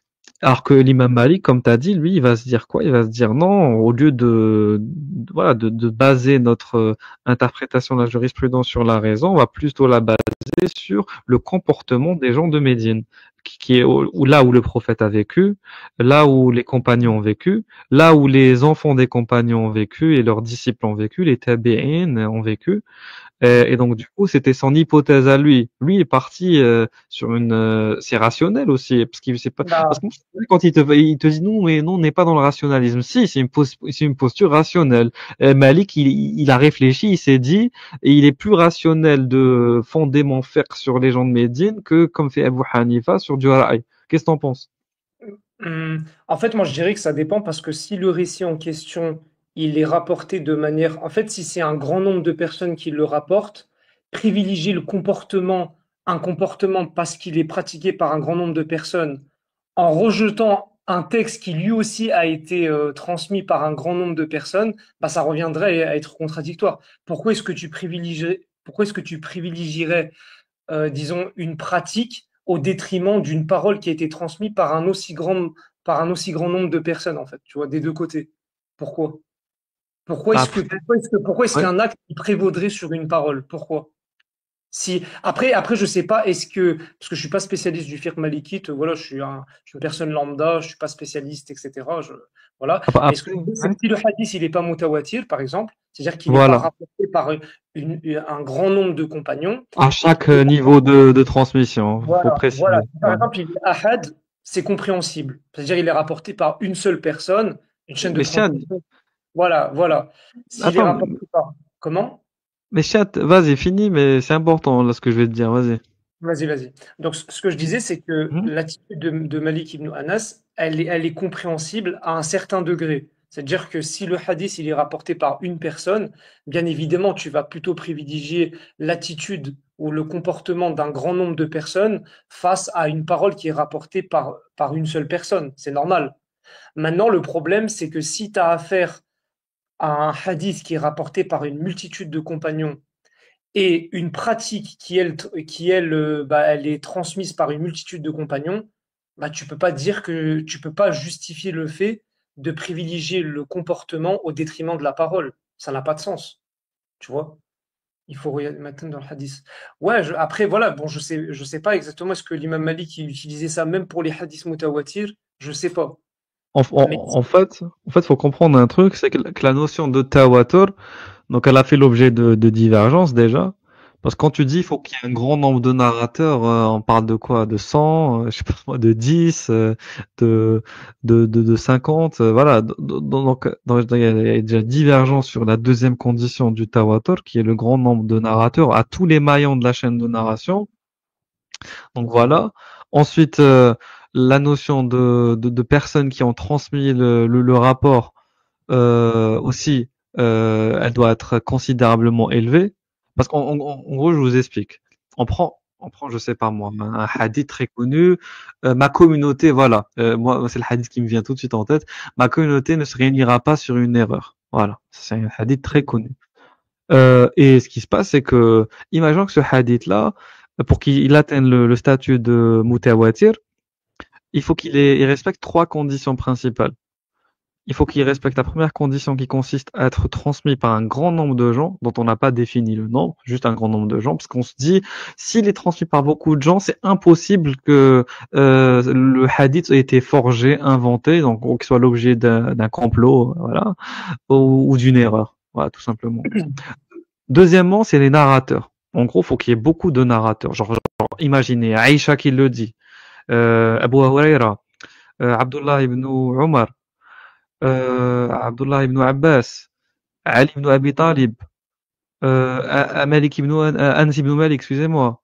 Voilà, imagine, c'est tous ces narrateurs-là très connus dans la science du hadith qui étaient les sahaba du prophète, les compagnons du prophète. Donc là, pour le coup, on est dans un nombre élevé de narrateurs, mais dont on n'a pas toujours spécifié le nombre, c'est ça le problème. Et troisièmement, il faut qu'il concerne quelque chose qui soit tangible. Et par tangible, ça relève de l'observation ou de l'écoute. En gros, s'ils disent, nous avons entendu nanani nanana, le prophète faire ça. Nous avons, je sais pas moi, vu le Ouais, prophète faire ça. c'est la divergence entre mutawatir lafzi et ma'nawi. En C'est gros, ça. il y Vas-y, a un vas-y. peu, si tu veux, bon, j'explique un peu, désolé Vas-y, pour les vas-y. gens, voilà, bon, je vais expliquer. En fait, le mutawatir lafzi, c'est un hadith qui est rapporté mot à mot. Il est similaire, similaire mot à mot. Et il y en a un autre qui est ce qu'on appelle le mutawatir ma'nawi, en fait, dont le sens est à peu près le même. Donc le sens est le même, le sens général du hadith est le même, mais les mots qui sont utilisés pour exprimer ce sens sont différents. C'est ça à peu près, si vous voyez à peu près ce que je veux dire. Donc c'est ça. Et après, il y a plusieurs types de mutawatir, etc. Non, c'est exactement ça. C'est les deux types de mutawatir comme tu as dit. C'est comme celui qui ment. Il y a un hadith qui dit celui qui ment sur moi intentionnellement sa place est en enfer. C'est un hadith du prophète justement qui est très connu, qui pour moi il a été forgé, même c'est mon avis. Mais en tout cas, ça permet aux gens d'avoir peur justement de transmettre ou de forger un hadith ou de transmettre un hadith sur lequel dont on n'est pas sûr de la source, voilà, de l'origine, ou de d'inventer soi-même un hadith étrange. Mais le problème, c'est quoi? C'est que, je sais pas si vous êtes au courant, mais les hadiths dites mutawatir sont très peu nombreux. Il y a apparemment, ils sont au nombre de 100. 100.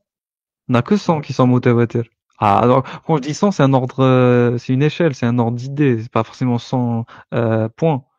Mais c'est par rapport aux milliers de hadiths qu'on a, aussi authentiques soient-ils, la majorité d'entre eux sont ahad, ils sont pas mutawatir du tout. Faut pas croire, c'est très difficile d'avoir un hadith mutawatir. Vous imaginez toutes les conditions qu'il faut remplir? Donc, c'est pour ça que je te dis, l'imam Malik, c'est normal que lui, il a préféré favoriser les traditions de Jean de Médine. Et en fait, je sais pas si tu es au courant, je pense que oui, et tu t'es intéressé à la chose. Au final, c'est ça qui a fait chier Shafi'i ibn Hanbal. C'est que d'un côté, l'imam Malik, il s'est trop basé sur le comportement des gens de Médine, et Abu Hanifa, il s'est trop basé sur Ra'i. Donc, Shafi'i, il a détesté ça, et c'est pour ça qu'il a fait une révolution dans le fiqh, Shafi'i, hein, avec ses livres, etc. Et Risala, parce que Shafi'i, il a écrit aussi un livre qui s'appelle Risala. Et Ibn Hanbal, lui, il est devenu un hyper hadithiste. Là, pour le coup, voilà, que ça soit à travers le Mousnad et Ouais, tout, ouais, c'est c'est vrai. devenu genre le hyper hadith. Il a tout misé sur le hadith. Voilà, à tel point que c'est devenu un fanatique du hadith. Là, pour le coup, Ibn Hanbal, c'est vraiment le littéraliste. Tout à l'heure, tu m'as dit la littéralité, c'est pas bien. Moi, j'atteindrai jamais le niveau de Ibn Hanbal. Quand il te dit, oui, en fait, moi, ce qui me fait rire, j'invite tout le monde à aller voir la série de Ibn Hanbal là, en arabe où il débat avec les Mu'tazilites. Moi, ce qui me fait, c'est que les sunnites, ils disent trop, ouais, dans la série, il a éclaté les... Non, il est passé pour un camp. Il est passé pour un camp dans la série, je suis désolé. Moi, j'étais content quand il se faisait fouetter. Moi, j'étais content. Parce que franchement, il passait pour un débile mental. Oui, je sais pas, oui, Allah il a dit, parole d'Allah, donc c'est comme ça.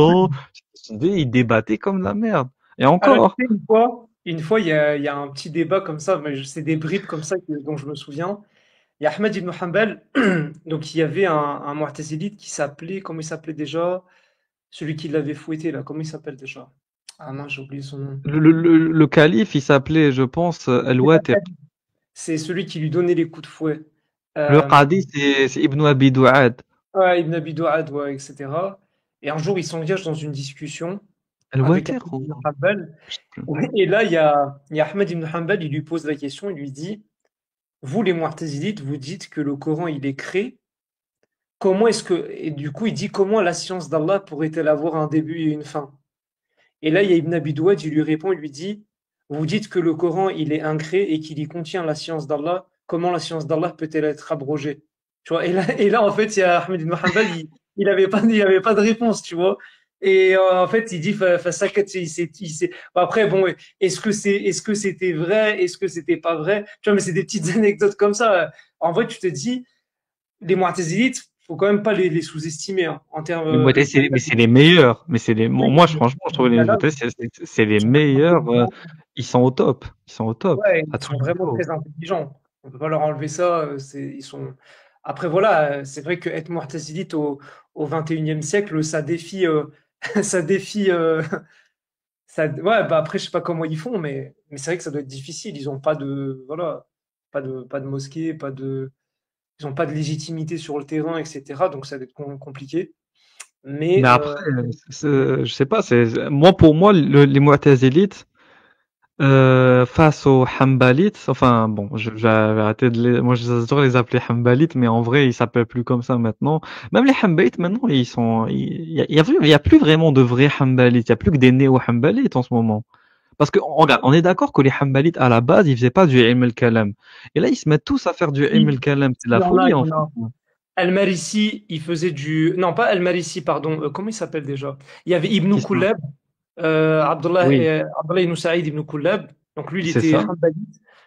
Kalamiste, on dit que c'est lui qui, je crois, parce que Abu Hassan al-Ash'ari disent qu'il est devenu Kullabite. En fait, ça veut rien dire. Tu vois, il dit Kullabiyya, etc. Et apparemment, même l'imam al-Bukhari, dans le livre Khalq wa Af'al al-Ibad, donc la Ouais. création des êtres humains, enfin la création des actes humains, Des pardon, actes. Oui, oui. des actes humains, en fait, il rejoint les positions d'Ibn Kullab, par exemple sur la récitation du Coran. Parce qu'il faut savoir qu'il y a Qui est aussi une créé. question, Oui, oui. voilà, voilà. En fait, il y a eu la question du Coran incré, mais ils se sont pas arrêtés là. Ils se sont pas arrêtés là. Il y a eu la deuxième question. Est-ce que la récitation du Coran, elle est créée ou incrée, tu vois? Et, et du coup, Ahmad ibn Hanbal, il a dit la récitation elle-même, elle est incrée aussi. Et Ouais, mais là, il est allé loin, il est voilà. allé trop loin, lui. Ah, En fait, c'est trop loin. En fait, ça, tu c'est sais du pourquoi? zèle. Même lui, il y Non, mais en croit fait, tu pas. sais pourquoi? En fait, je Même lui, il y t'explique. croit pas. En fait, c'est un concept. En gros, chez les Hanbalites, tout ce qui, en fait, il faut fermer la porte à tout ce qui mène à la mécréance. Tu vois, c'est un des concepts de leur jurisprudence. Ah, c'est Voilà, c'est ça. ça. Et du coup, en gros, pour que Ahmed ibn Hanbal il verrouille pour qu'il empêche en fait les atizal, bah, il a adopté des positions les plus extrêmes pour fermer la porte. Il a dit non, même la récitation elle est incrée. Alors que Ça, Al-Bukhari il a dit non, la récitation elle est créée en fait. oui, c'est pour ça que Bukhari, il a été remis en question par certains savants sur cette question-là, justement, cette problématique-là. C'est problématique. Euh, il a été attaqué, ouais. Après, pour moi, le savant sunnite qui a été le plus attaqué, c'est quand même Abu Hanifa. Il a Ouais, été lui, attaqué de tous les il côtés était aussi. d'injure. De Il était Mourdi, oui, c'est ça, ouais, de chiites. Parce qu'à un moment donné, on a même pour une traité de chiites parce qu'il avait cautionné la révolte de Zayd ibn Ali contre les Omeyyades. Voilà. ouais, Oh là là, terrible. Mais sinon, ça me rappelle un peu les Malikites, mais pas dans la Aqidah, dans la jurisprudence. Les Malikites, pour eux, tout ce qui mène à la mécréance est un péché, tu vois. Genre, tout ce qui mène au péché est péché. Ça ouais. permet de verrouiller, tu vois, bien comme il D'ailleurs, ça faut. me rappelle les choses. un débat. Ouais. Ça serait bien que, je sais pas si tu pourrais nous montrer pour les personnes le débat entre. Bah après, c'est pas forcément trop, mais il y a dans le débat entre Ibn Taymiyyah. En fait, Ibn Taymiyyah, il est parti à la mosquée du Caire et il a rencontré Ça me fait rire euh, déjà avec la phrase, ça me fait rire. Al-Sakandari, tu vois. Et en fait, il rentre Ouais. dans une discussion. Et cette discussion, si tu, je sais pas si attends, débat entre Ibn Taymiyyah et Al-Sakandari. Ça, Ok. En tant que tu le trouves, moi j'ai une anecdote sur Ibn Taymiyyah. C'est sur Ibn Battuta dans ses Rihla. En gros, Ibn Battuta, c'est un savant marocain.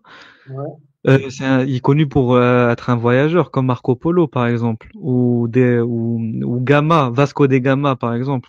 Sauf que Hmm. lui, il avait pas de bateau, il faisait tout à pied ou à chameau ou à cheval, je sais pas. Il prenait plusieurs Ouais. moyens de locomotion et pas de voiture et d'avion à l'époque ou de bus. Et donc du coup, ce qui se passe, c'est que un jour, il est arrivé apparemment à Damas, c'est ça, et il y avait Ibn Taymiyyah dans une mosquée qui était en train de faire un prêche. Et Boubatota, il s'assoit comme ça, il écoute et il dit لديه شيء في عقله. Il avait un grain dans la tête en fait, c'était un taré.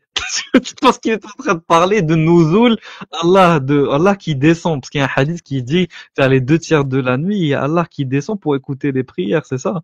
Et donc, du coup, la manière dont il raconte, en gros, tu vois, Ibn Taymiyyah, genre, il était assis sur un minbar et il descend du minbar et il dit, voilà comment Allah, il va descendre Non, pour mais nous.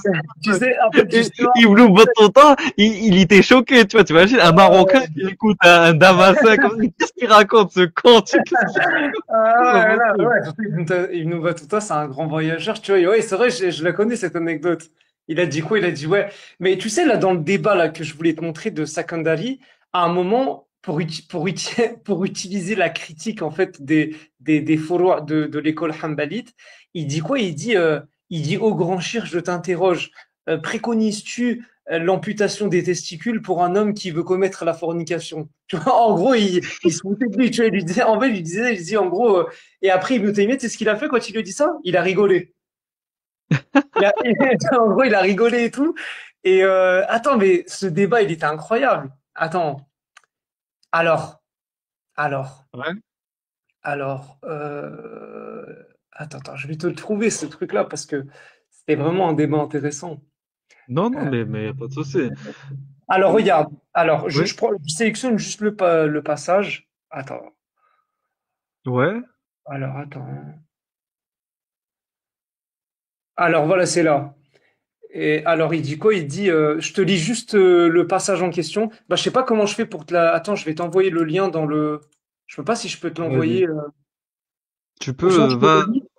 en privé, normalement, dans le chat privé. Ah, ok, chat privé. Ok, attends. Euh, Ah, mais là, comme je suis pas sur mon ordi. En fait, Ah, il est parti. Attends, il va l'envoyer sur le chat, je pense.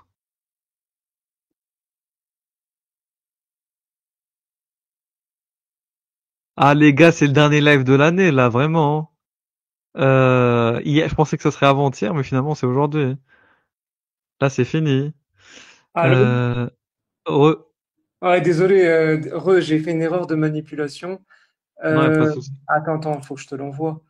Parce que après, faut traduire en français avec le Y a clic pas de droit. souci, je traduirai. Mais je peux le mettre je peux le mettre dans le truc YouTube, dans la fenêtre. Vas-y, ouais, vas-y. Mets-le et moi, je le récupère de là-bas. Et tu vas à un moment, je sais pas comment je peux traduire en français. Bah, après, c'est assez long, hein, c'est juste le passage où C'est quel passage exactement? euh, enfin, il n'y a pas d'alinéa. Comment je fais pour Donne-moi, genre, un mot et comme ça, je fais une recherche. tu mets, c'est à ce dernier commentaire, les deux chires ont ri, tu vois, et c'est le truc juste au-dessus. Mais tu me l'as pas encore envoyé, le lien, si? Oui, je t'ai envoyé sur le chat YouTube. J'ai rien reçu encore. C'est Sur bizarre. le chat YouTube, pas sur le chat StreamYard. Attends, c'est où? Mais je te jure, il est pas arrivé, hein. Je le vois pas devant moi. Sur le chat YouTube. Oui, renvoie-le, Ok, envoie le c'est pas lien, grave, renvoie-le. bon, je vais lire. C'est pas grave, je vais lire, ok? Ça prend pas beaucoup de temps. Vas-y, vas-y. Donc, il y a Ibn Ata'illah qui dit à Ibn Taymiyyah, ok? Il lui Ouais. dit qu'Allah te fasse prospérer au faqih. Quant au conseil que le prophète, sur lui la paix et le salut, a donné à son cousin Ibn Abbas, il voulait qu'il se rapproche d'Allah, non pas par sa parenté avec le prophète, mais par son savoir. En ce qui concerne votre compréhension de l'istiratha comme étant la recherche de l'aide d'un autre qu'Allah, ce qui est une idolâtrie, je vous demande, existe-t-il un musulman possédant une foi véritable et croyant en Allah et en son prophète qui pense qu'il existe un autre qu'Allah qui a un pouvoir autonome sur les événements et qui est capable d'exécuter ce qu'il a voulu à leurs égards? Existe-t-il un véritable croyant qui croit qu'il existe un autre qu'Allah qui peut le récompenser pour ses bonnes actions et le punir pour ses mauvaises? Point d'interrogation. En outre, nous devons tenir compte du fait qu'il existe des expressions qui ne doivent pas être prises au sens littéral. Ce n'est pas par crainte pardon, d'associer un partenaire à Allah, ni pour bloquer des moyens de l'idolâtrie. En effet, quiconque demande l'aide du prophète ne fait que rechercher son intercession auprès d'Allah, comme lorsque tu dis toi-même, cette nourriture satisfait mon appétit. Est-ce que la nourriture elle-même satisfait ton appétit ou est-ce que c'est Allah qui satisfait ton appétit par la nourriture? Quant à ton affirmation selon laquelle Allah a interdit aux musulmans d'invoquer quelqu'un d'autre que lui pour demander de l'aide, as-tu vu un musulman invoquer quelqu'un d'autre qu'Allah? Point d'interrogation. Le verset que tu cites du Coran a été révélé au sujet des idolâtres et ceux qui invoquaient leurs faux dieux et ignoraient Allah. Or, la seule façon pour les musulmans de demander l'aide du prophète est de faire appel à un moyen en vertu du privilège qu'il a reçu d'Allah. Donc, en arabe, c'est bihaqqi, bihaqqillah, et de faire appel à un moyen en vertu du pouvoir d'intercession qu'Allah lui a accordé. Quant à votre déclaration selon laquelle l'istiratha ou la recherche d'aide est interdite dans la charia parce qu'elle peut conduire à l'idolâtrie, si tel est le cas, alors nous devrions également interdire le raisin parce qu'il est un moyen de faire du vin et de castrer les hommes célibataires parce que ne pas le faire laisse un moyen de commettre la fornication et l'adultère. Et ensuite il dit, à ce dernier commentaire, les deux chirs ont ri. Allô? Je sais pas si Mais je vous ai perdu, mais désolé, hein, en fait, le fait que les gens n'ont pas, ouais, enfin, c'est dommage, je voulais t'envoyer le texte, mais ça n'a mais pas mais fait. mais mais mais essaye de l'envoyer là. Attends, c'est intéressant parce que tu vois, là, il montrait bien, en fait, tu vois, la méthode des Hanbalites dans ce passage. Attends, je le renvoie. Tu vois, la méthode des Hanbalites, c'est d'interdire tout ce qui mène voilà, c'est dans leur branche de jurisprudence.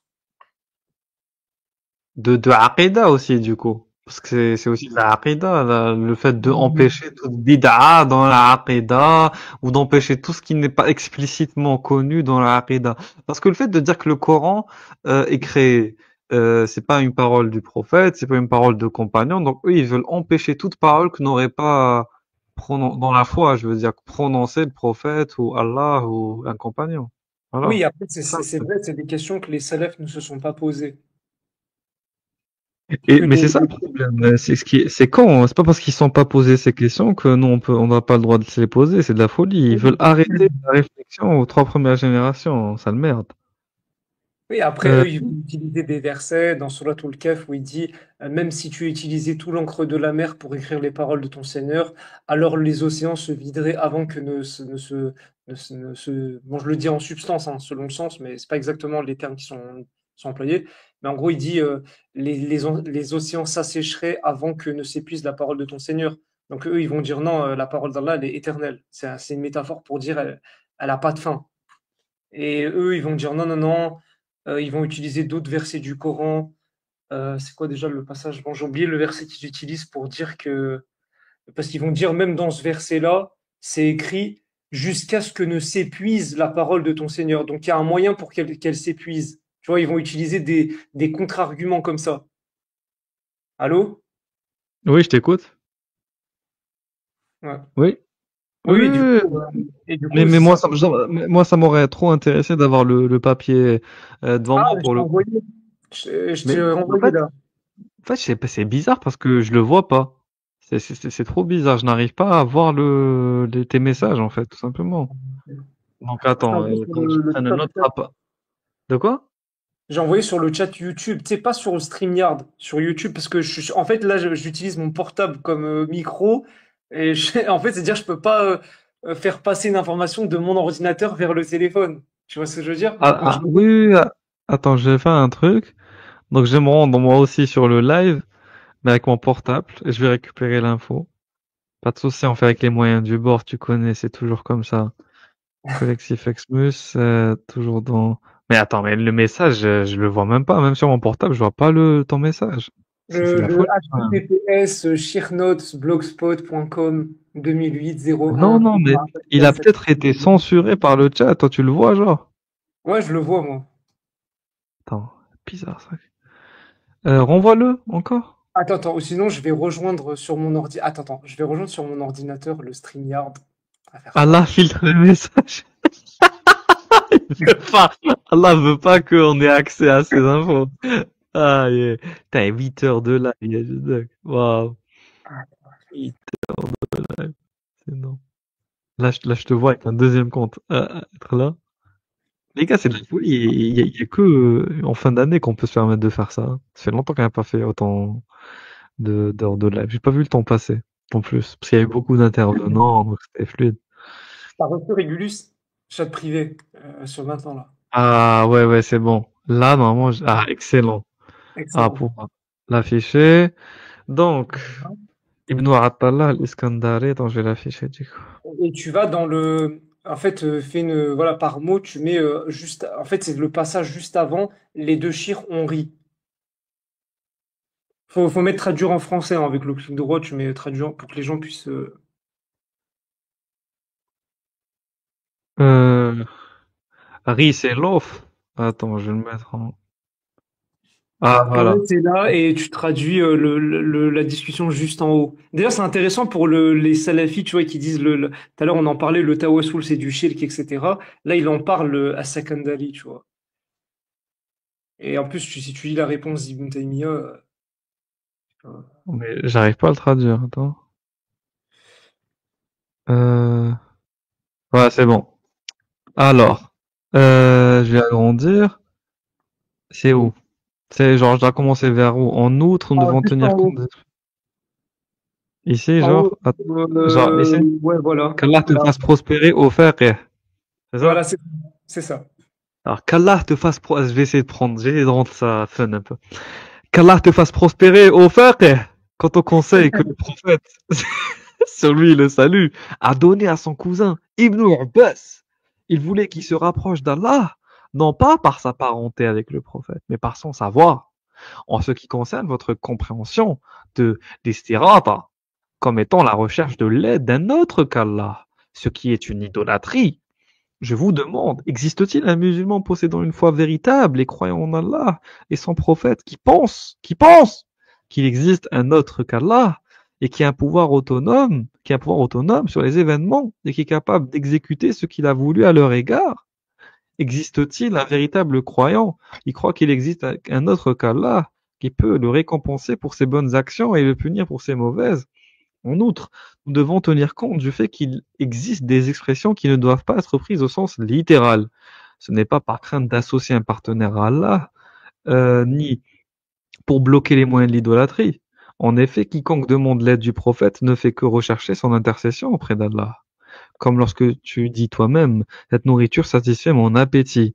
Est-ce que la nourriture elle-même satisfait ton appétit ou est-ce que c'est Allah qui satisfait ton appétit par la nourriture? Oui, et ben, c'est Ça. vraiment des enfoirés.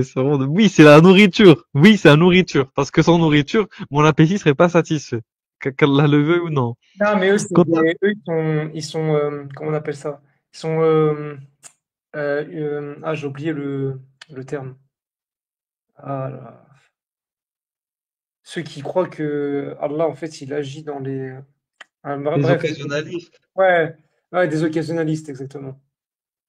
Ouais, en gros, pour eux, la cause de tous les phénomènes qui existent, naturels notamment, est Allah. Par exemple, si quelque chose brûle, c'est pas le feu qui a brûlé Non, cette matière, c'est Allah.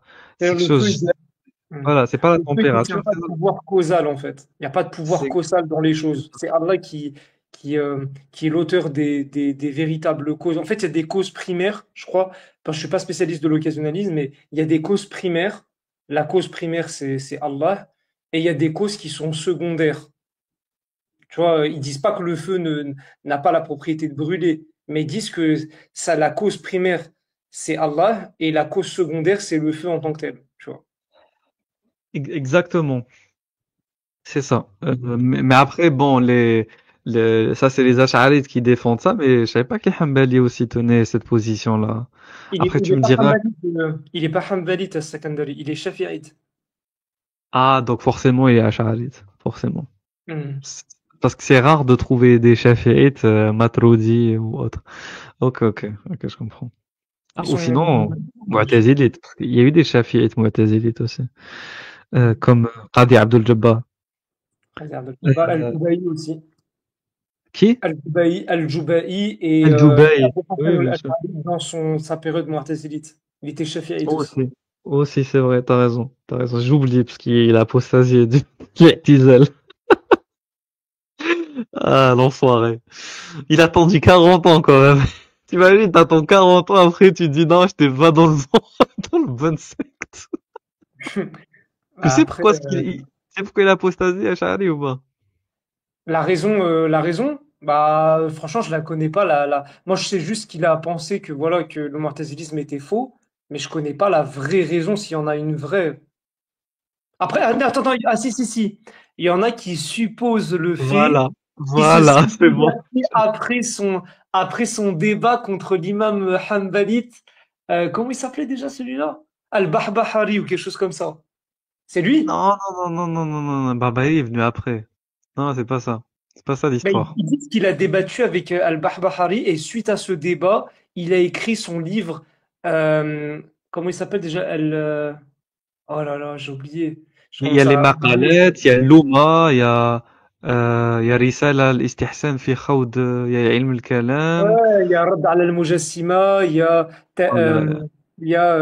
ouais, il y en a plein. Il y a Risala al-Istihsan, Maqalat Risala al-Islamiyyin. al مقريت مقات إسلاميين يا اللمع الكبير لمع على الرد على زيغ أهل البدعة دونك لمع الصغير aussi الإبانة هي الإبانة aussi Al-Ibana, c'est ça. ouais ok je parle l'Ibana mais oui oui après en fait il y a une raison officieuse et ça c'est un orientaliste pour le coup qu'il a mis en avant mais moi personnellement j'y adhère enfin j'y adhère j'ai envie d'y adhérer on va dire c'est parce que tu sais Abu Hassan al-Ash'ari, il Hmm. était rattaché à qui?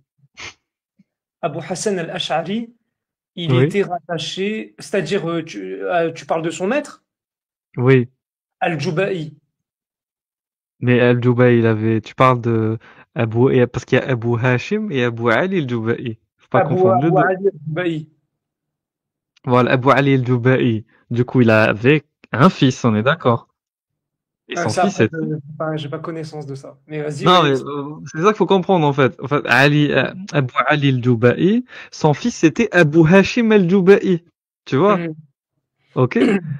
Et Abu Ali al-Duba'i, c'était le maître de Abu Hassan al-Ash'ari, mais c'était qui aussi pour lui? Je sais pas. C'est son beau-père. Hmm. Ah Son oui, beau- Ah, il s'est marié ah avec oui, sa fille, en fait. avec sa mère, ouais. Avec sa mère, ouais, pardon. Donc, Ah. donc, du coup, Abu Hassan, ça c'est une hypothèse d'orientaliste.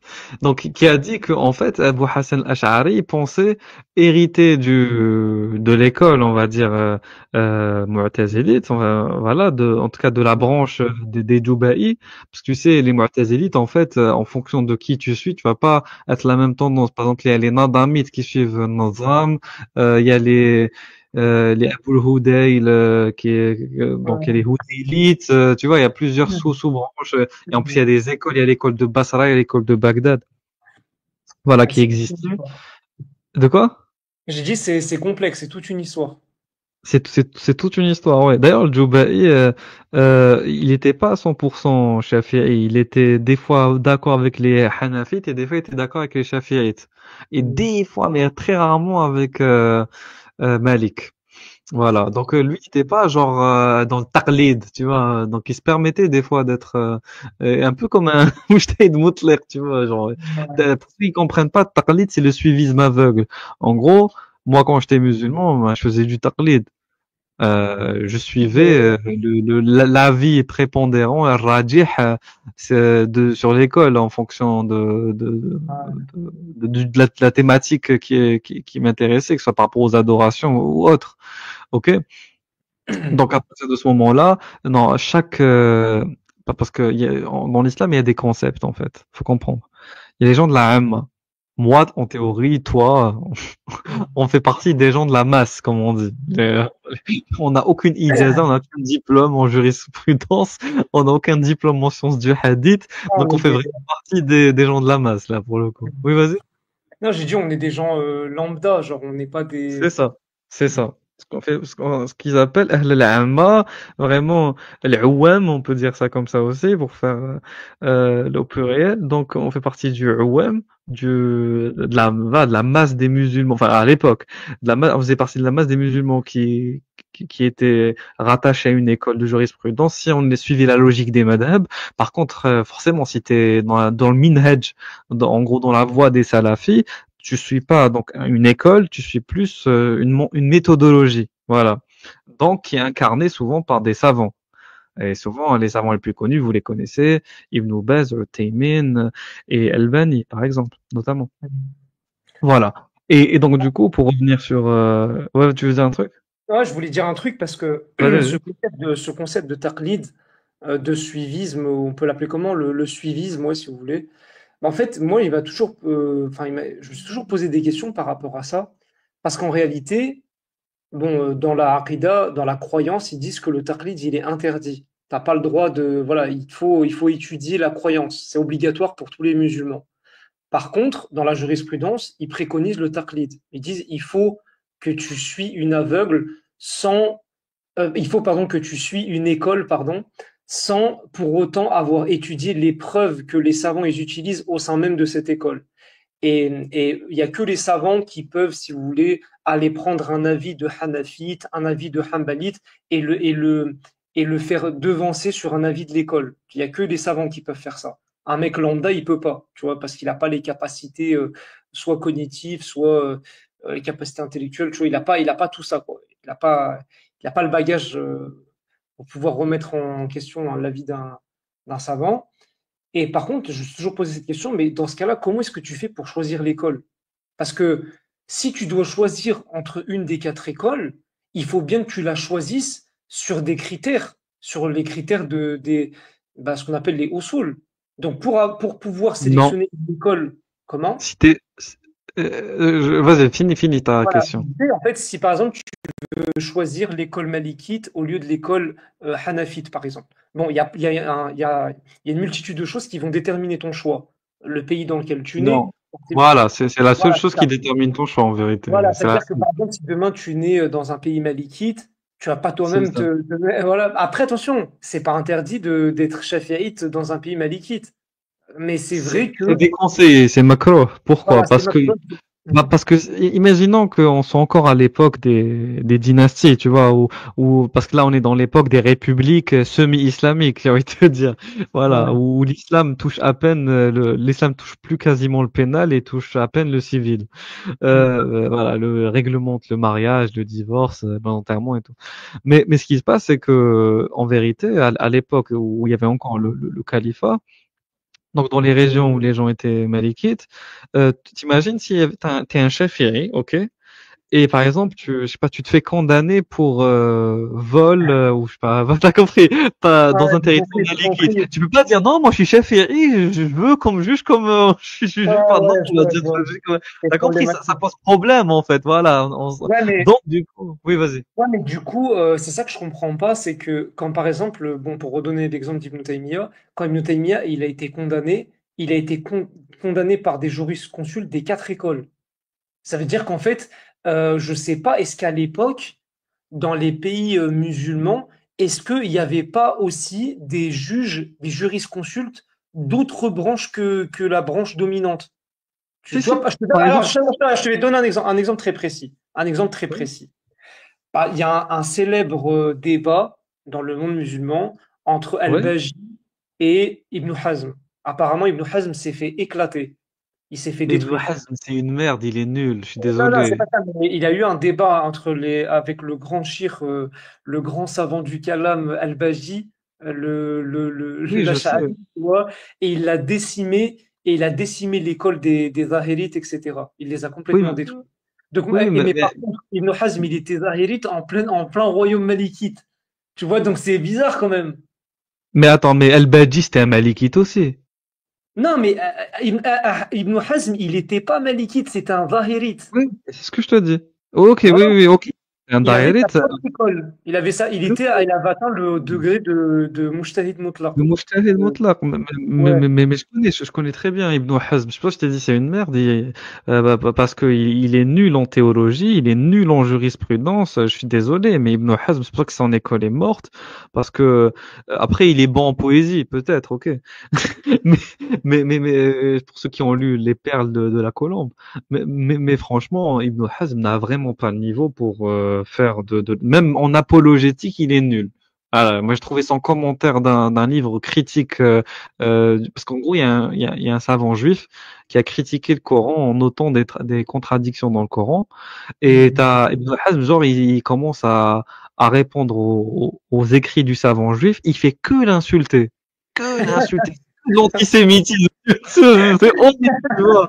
C'est nul, nul, nul, nul. C'est comme Ibn Hazm, il se base sur le Coran, il dit oui, il faut comprendre le verset sur le Najasa, hein, en gros, les associateurs, donc chrétiens et juifs qui sont impurs, faut pas juste le comprendre voilà, métaphoriquement, ils sont impurs d'un point de vue spirituel, non, ils sont impurs d'un point de vue charnel.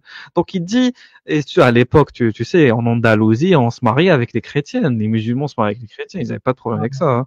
Aucun Ouais, complexe, au ça contraire, aujourd'hui, ils jusqu'à adoraient. aujourd'hui. Oui, oui, jusqu'à aujourd'hui. Mais au contraire, quand je dis ils adoraient. On trouve plein de poèmes où au contraire, ils disent oui, on aime les blondes et tout, vive les blondes. Donc voilà. Et ce qui se passe, c'est que, du coup, il te dit, quand t'es avec ta femme d'Imé, parce qu'elle veut pas se convertir à l'islam, donc elle reste chrétienne.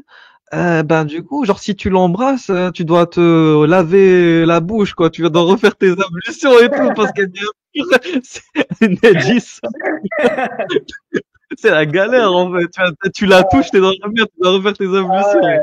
Non mais Ah c'est bah oui. horrible, horrible, En plus, horrible. il y a pire que ça. Ton enfant, il naît dans son corps, il est lui aussi impur quelque part alors. Et, tu vois, tu fais un Oui, enfant avec elle, ton enfant, il est quoi alors? C'est un, tu vois? je sais pas, Et- c'est un. Si les musulmans après ça passe, mais voilà. Ouais, ouais, Mais, ouais, bon. Il est mais quand bon. même dans le ventre d'une impureté, entre guillemets. Donc, comment tu fais? Non, non, mais Inouï, c'est Ah, un taré. Je suis désolé. Mais du coup, tu me dis que El Badji, il a éclaté, c'est ça? ouais, Je ouais, savais pas, je je crois qu'il a connaissais pas donné cette dans histoire. une conférence de Saïd Fouda, il avait dit, ouais, à l'époque. Du coup, elle a dit que. Parce qu'en fait, tu vois, lui, je sais pas exactement comment définir sa théologie, mais c'est un mix entre le wahhabisme et l'achat. Enfin, sur certains points, il n'est pas d'accord avec le. Mais tu vois, c'était un littéraliste, lui aussi. Zahir, d'ailleurs, c'est clair, tu vois, le terme, Oui. il est zahirite. Il est, voilà. Donc, c'est une forme de littéralisme particulière. Et quand il a rencontré le savant Al-Baji, le calamiste, et ben, il l'a détruit et il a détruit son école en fait. C'est pour ça que l'école zahirite, elle existe quasiment plus, à part peut-être au Yémen, dans certaines régions, mais Al-Baji, il a fait le travail pour que, en gros, pour les défoncer en gros. Et ils n'existent plus maintenant. Ok. Voilà, les Acharites, on va quand même leur reconnaître ils étaient intelligents, tu vois. Ça, c'est sûr qu'en termes de calame, surtout, tu vois, à cette époque-là, en Andalousie, voilà, il y avait pas mal de grands théologiens, des calamistes et tout, des philosophes. Et du coup, bah, ouais, c'est sûr. Après, voilà, ils ont fait le travail. Ils ont fait le travail pour exterminer l'école de Ibn Hazm. Ah oui, oui, après, quand même, alors, explique-moi un truc.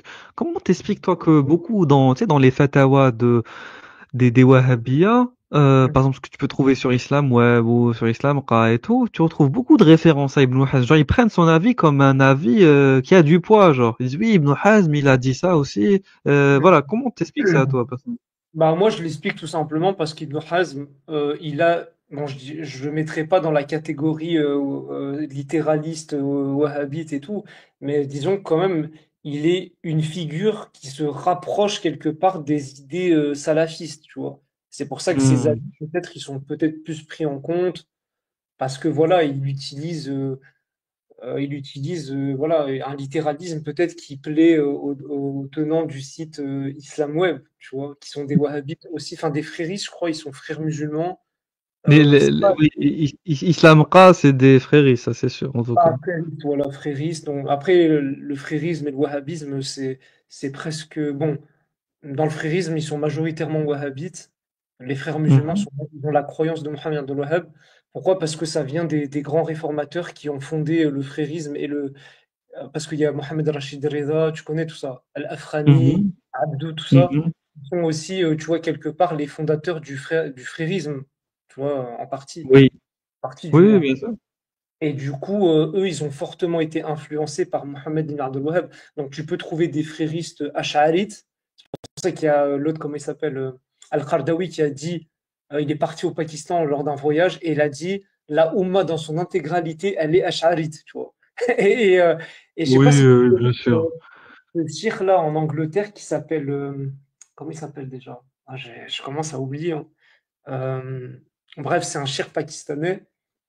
Et en fait, lui, il combat le wahhabisme en Angleterre, tu vois. Et du coup, Ah oui, ah oui, oui, oui, oui, c'est, avec après, le c'est un turban, shir, quoi? avec le turban blanc. Turban blanc? Ah, là, je connais pas. Ouais, Moi, je pense que tu c'est dans parlais de Hamed. Adnan Ibrahim. Non, non, ça n'a Non, rien à c'est voir pas du coup. Hamed Ibrahim que tu parles de. Non, non, non, non. Attends, attends, je vais essayer de. Un turban blanc? Ouais, ouais, ouais, Ouais, attends, non. je vais te montrer. Afifir Chanel.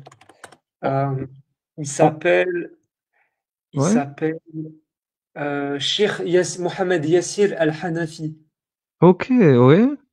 C'est un cheikh, j'avais écouté à l'époque. Lui, il m'a aidé aussi, tu vois, à sortir du salafisme parce que il a fait plein de séries de vidéos, en gros, dans lesquelles il montrait un peu, tu vois, les avis des anciens savants.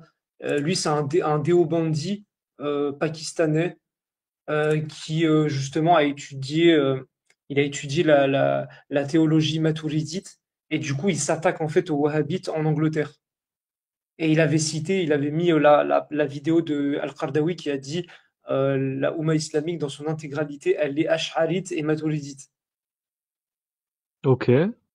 Voilà. Tu le connais Mais- pas, Mohamed Yassir Al-Hanafi?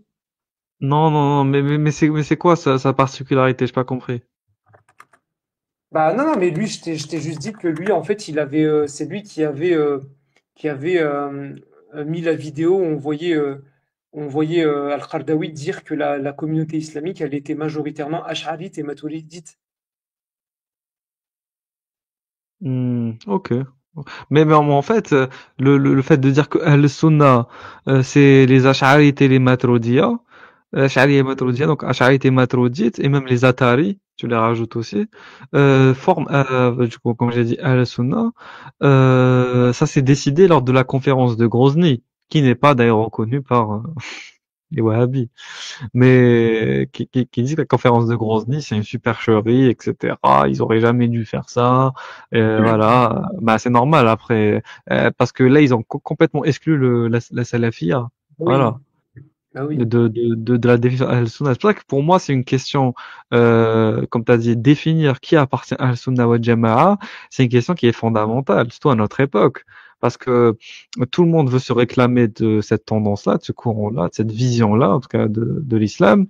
Et celui qui emportera cette guerre, c'est quasiment une guerre millénaire là à ce niveau-là, emportera le monopole de l'autorité islamique. Voilà. Ouais, Faut mais être honnête. comme, comme je te l'ai dit tout à l'heure, il y a un énorme problème. C'est que les Ash'arites, les Maturidites en question, ne détiennent pas les lieux saints de l'islam. Ils les détiennent pas. Ils détiennent ni la Mecque, ni Médine, etc. Et par le fait même que les Wahhabites, ils possèdent les lieux saints, bah quelque part, ils possèdent le pouvoir d'influence. C'est un peu, si tu veux, comme, je sais pas, c'est comme à l'époque, tu vois, dans le monde romain, tu possèdes Rome, tu possèdes le pouvoir d'influence. C'est comme ça, tu vois. Bah, dans le monde islamique, c'est un peu pareil. Médine et la Mecque, c'est comme Rome dans l'Empire romain. C'est exactement, c'est la capitale, entre guillemets, du monde musulman. Parce que leur foi, si tu veux, elle se centralise là-bas. Donc, comment est-ce que tu veux que le mec, il va dans un patelin à Grozny qui signifie rien pour les musulmans, enfin pour la majorité des musulmans du monde, Grozny, ça signifie absolument rien. Ils se réunissent entre Ash'arites, Maturidites et gens du hadith, même si c'est pas n'importe qui, hein, c'est des savants qui se sont réunis là-bas. Mais les principaux, les excommuniés n'étaient pas invités tu vois, pour débattre. En fait, il n'y a pas eu de débat. Il n'y a pas eu de débat, il n'y a pas eu. Moi, je m'attendais plus à, tu vois, un débat entre Ash'arites et Wahhabites. Ok. Oui, tu aurais Et voulu qu'il y ait une monadara, une sorte de voilà. rencontre, débat, mais après le problème, en fait, ce qu'ils ont essayé de faire à Grozny, c'est une sorte de concile. Tu sais, toi, tu connais, t'es chrétien, tu sais qu'il y a eu des conciles. Ils ont essayé de faire, pour toi, ça peut pas marcher un concile à la musulmane comme ils ont fait les chrétiens, non? Pour moi, franchement, je sais Pourquoi? pas si franchement, ça pourrait pas fonctionner. Tu sais pourquoi? Parce que Vas-y. déjà, dans le christianisme lui-même, ça n'a même pas fonctionné, entre guillemets. Ça a fonctionné si tu vas déterminer. Non, mais c'est vrai, ça a réussi à déterminer l'orthodoxie. Ça a réussi à. Bah voilà. Bah Voilà. voilà, c'est ce qu'ils essaient de Oui, faire, les oui, sunnites, les oui, mais déterminés qui fait partie de regarde. l'orthodoxie. Oui, mais ça n'a pas empêché le protestantisme, ça n'a pas empêché tout ça.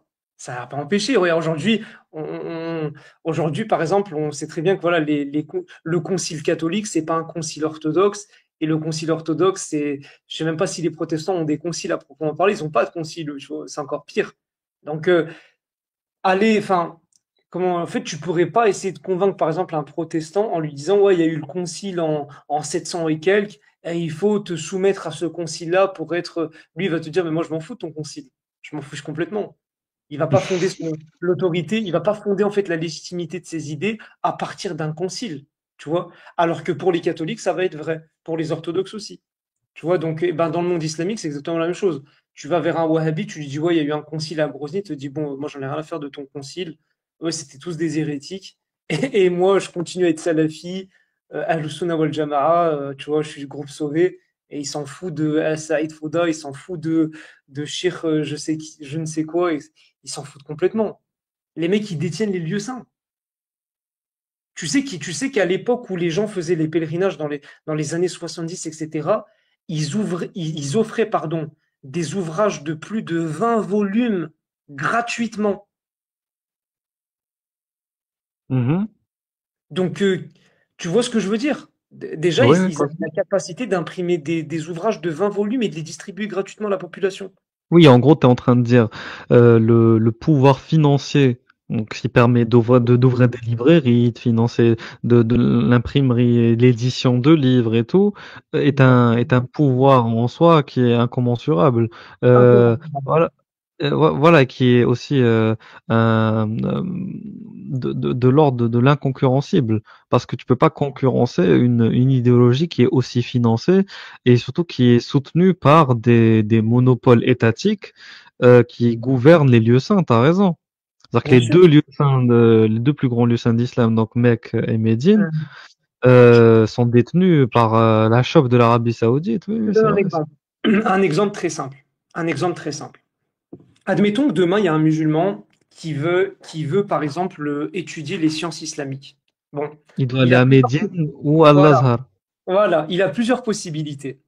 Mais en tout cas, il y a une seule possibilité, enfin, il y a une possibilité quelque part qui n'existe pas, qui est l'université de Grozny. Il y en a pas, tu vois. Il n'y a pas d'université à Grozny, il n'y a pas de grande université en Indonésie. Voilà, t'as Zaytouna en Tunisie, mais elle vaut plus rien aujourd'hui, hein, faut dire la vérité.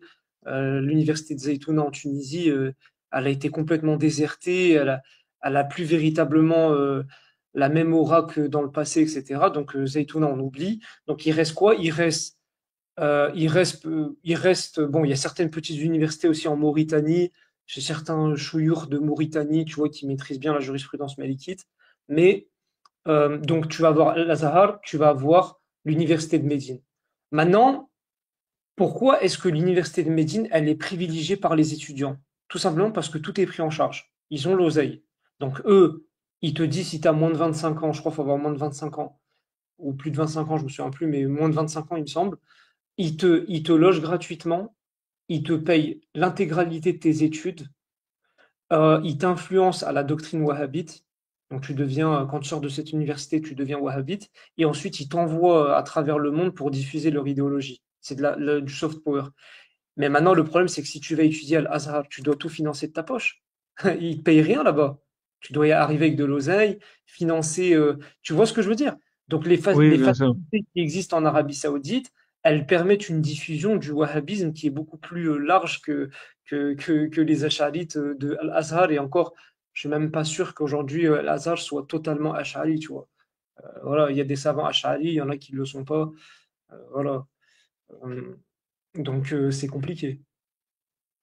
Alors ça, pour moi, la conférence de Grozny, elle a aucun poids. Dans le réel, elle a absolument aucun poids.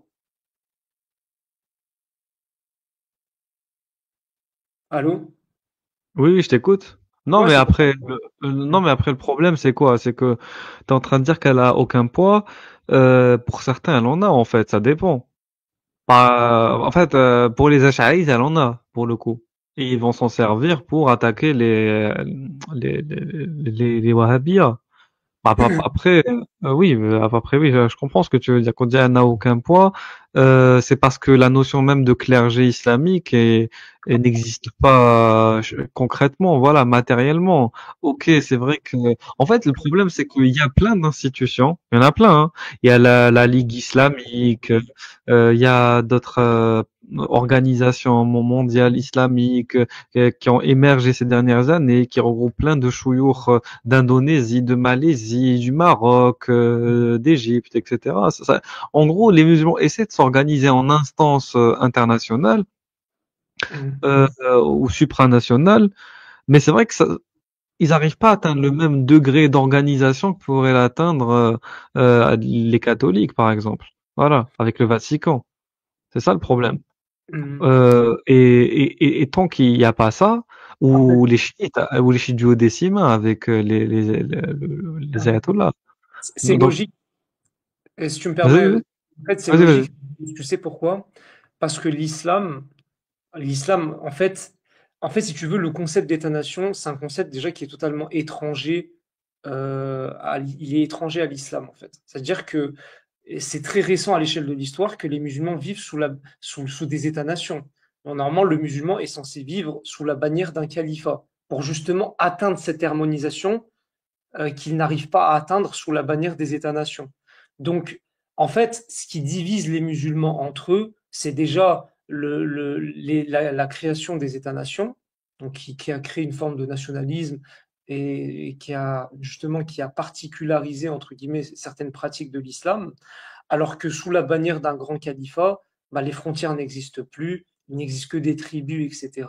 Et du coup, il est plus facile de gérer les musulmans dans un seul grand État qu'on appelle califat, plutôt que sous des États-nations qui décident de la politique qui doit être mis en place, qui décident justement de, tu vois. Et en fait, c'est pour ça que les musulmans ont du mal, si tu veux, à arriver à une certaine harmonie, tu vois. Ils n'y arrivent pas. Parce que tout simplement, l'islam, par nature, a besoin d'un califat pour pouvoir. Et d'ailleurs, c'est pour ça que le rêve des théologiens musulmans dits islamistes, etc., bah, c'est de recréer un califat pour justement arriver à cette grande unification des musulmans. D'ailleurs, par exemple, il y a un groupe très sympathique au demeurant, mais en fait, qui poursuit un but, lui, qui n'est pas forcément très sympathique, en tout cas du point de vue non musulman, c'est le Jamaat Tabligh, par exemple. Les Oui. Tablirs, les Tablirs, ils sont très sympathiques. Tu vois, c'est pas des gens méchants. Ils veulent. Bah, moi, je suis de ça à l'époque, j'allais assister. Franchement, c'est pas des gens méchants. Ils t'offrent le repas. Ils sont super sympathiques. Il y a une forme de soufisme à l'intérieur du tablirisme, etc. Mais eux, leur but, c'est quoi? C'est que justement de ramener tous les musulmans vers la pratique de l'islam. Parce qu'en fait, je crois que leur cheikh Mohamed Ilyes, à son époque, c'était juste après la colonisation britannique, etc. Il s'était posé une question, il s'est dit, mais les musulmans se sont éloignés de l'islam. Tu vois, il a constaté, si tu veux, comment je pourrais dire, cette fracture, en fait, cette division entre les musulmans. Et il s'est dit quoi? Il s'est dit, en fait, la seule chose qui pourrait nous réunir, en fait, c'est la pratique de l'islam. Il faut que les gens reviennent vers leur religion, tu vois.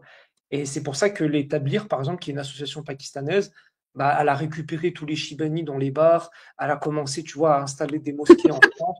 Non, mais c'est vrai, c'est ça. Parce que les Oui, Chibani, ça a fait rire, c'est tout. ouais, Vas-y, c'est ça. vas-y. Les Chibani, à la base, c'était dans des bars, ils écoutaient des chanteurs arabes, des Kalthoum, je sais pas, des joueurs de oud. Tu sais, c'était ça dans les années 70.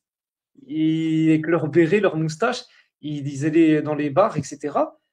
Et eux, les tablirs, ils rentraient avec leur turban et tout, et ils leur prêchaient, ils leur faisaient la dawa dans les bars, tu vois. Et, Waouh. ouais, je te jure. Et comme ça, ils les ont amenés petit à petit à la prière. Mais franchement, les tablirs, c'est des gens gentils, tu vois. Moi, je les ai côtoyés, c'est pas des gens méchants. Ils veulent le bien, tu vois, selon leur définition du bien à eux. Donc, ils veulent, tu vois, voilà. Mais le fondateur de cette mouvance, lui, il avait pour but, tu vois, de ramener les musulmans vers l'islam. Et il mettait de côté, tu vois, les questions idéologiques. Lui, il parle pas de croyances, voilà, que tu sois ash'arite, wahhabite, etc. Bah, c'était le bienvenu. Le but, c'est pas de faire de la division, de surdiviser la communauté, tu vois.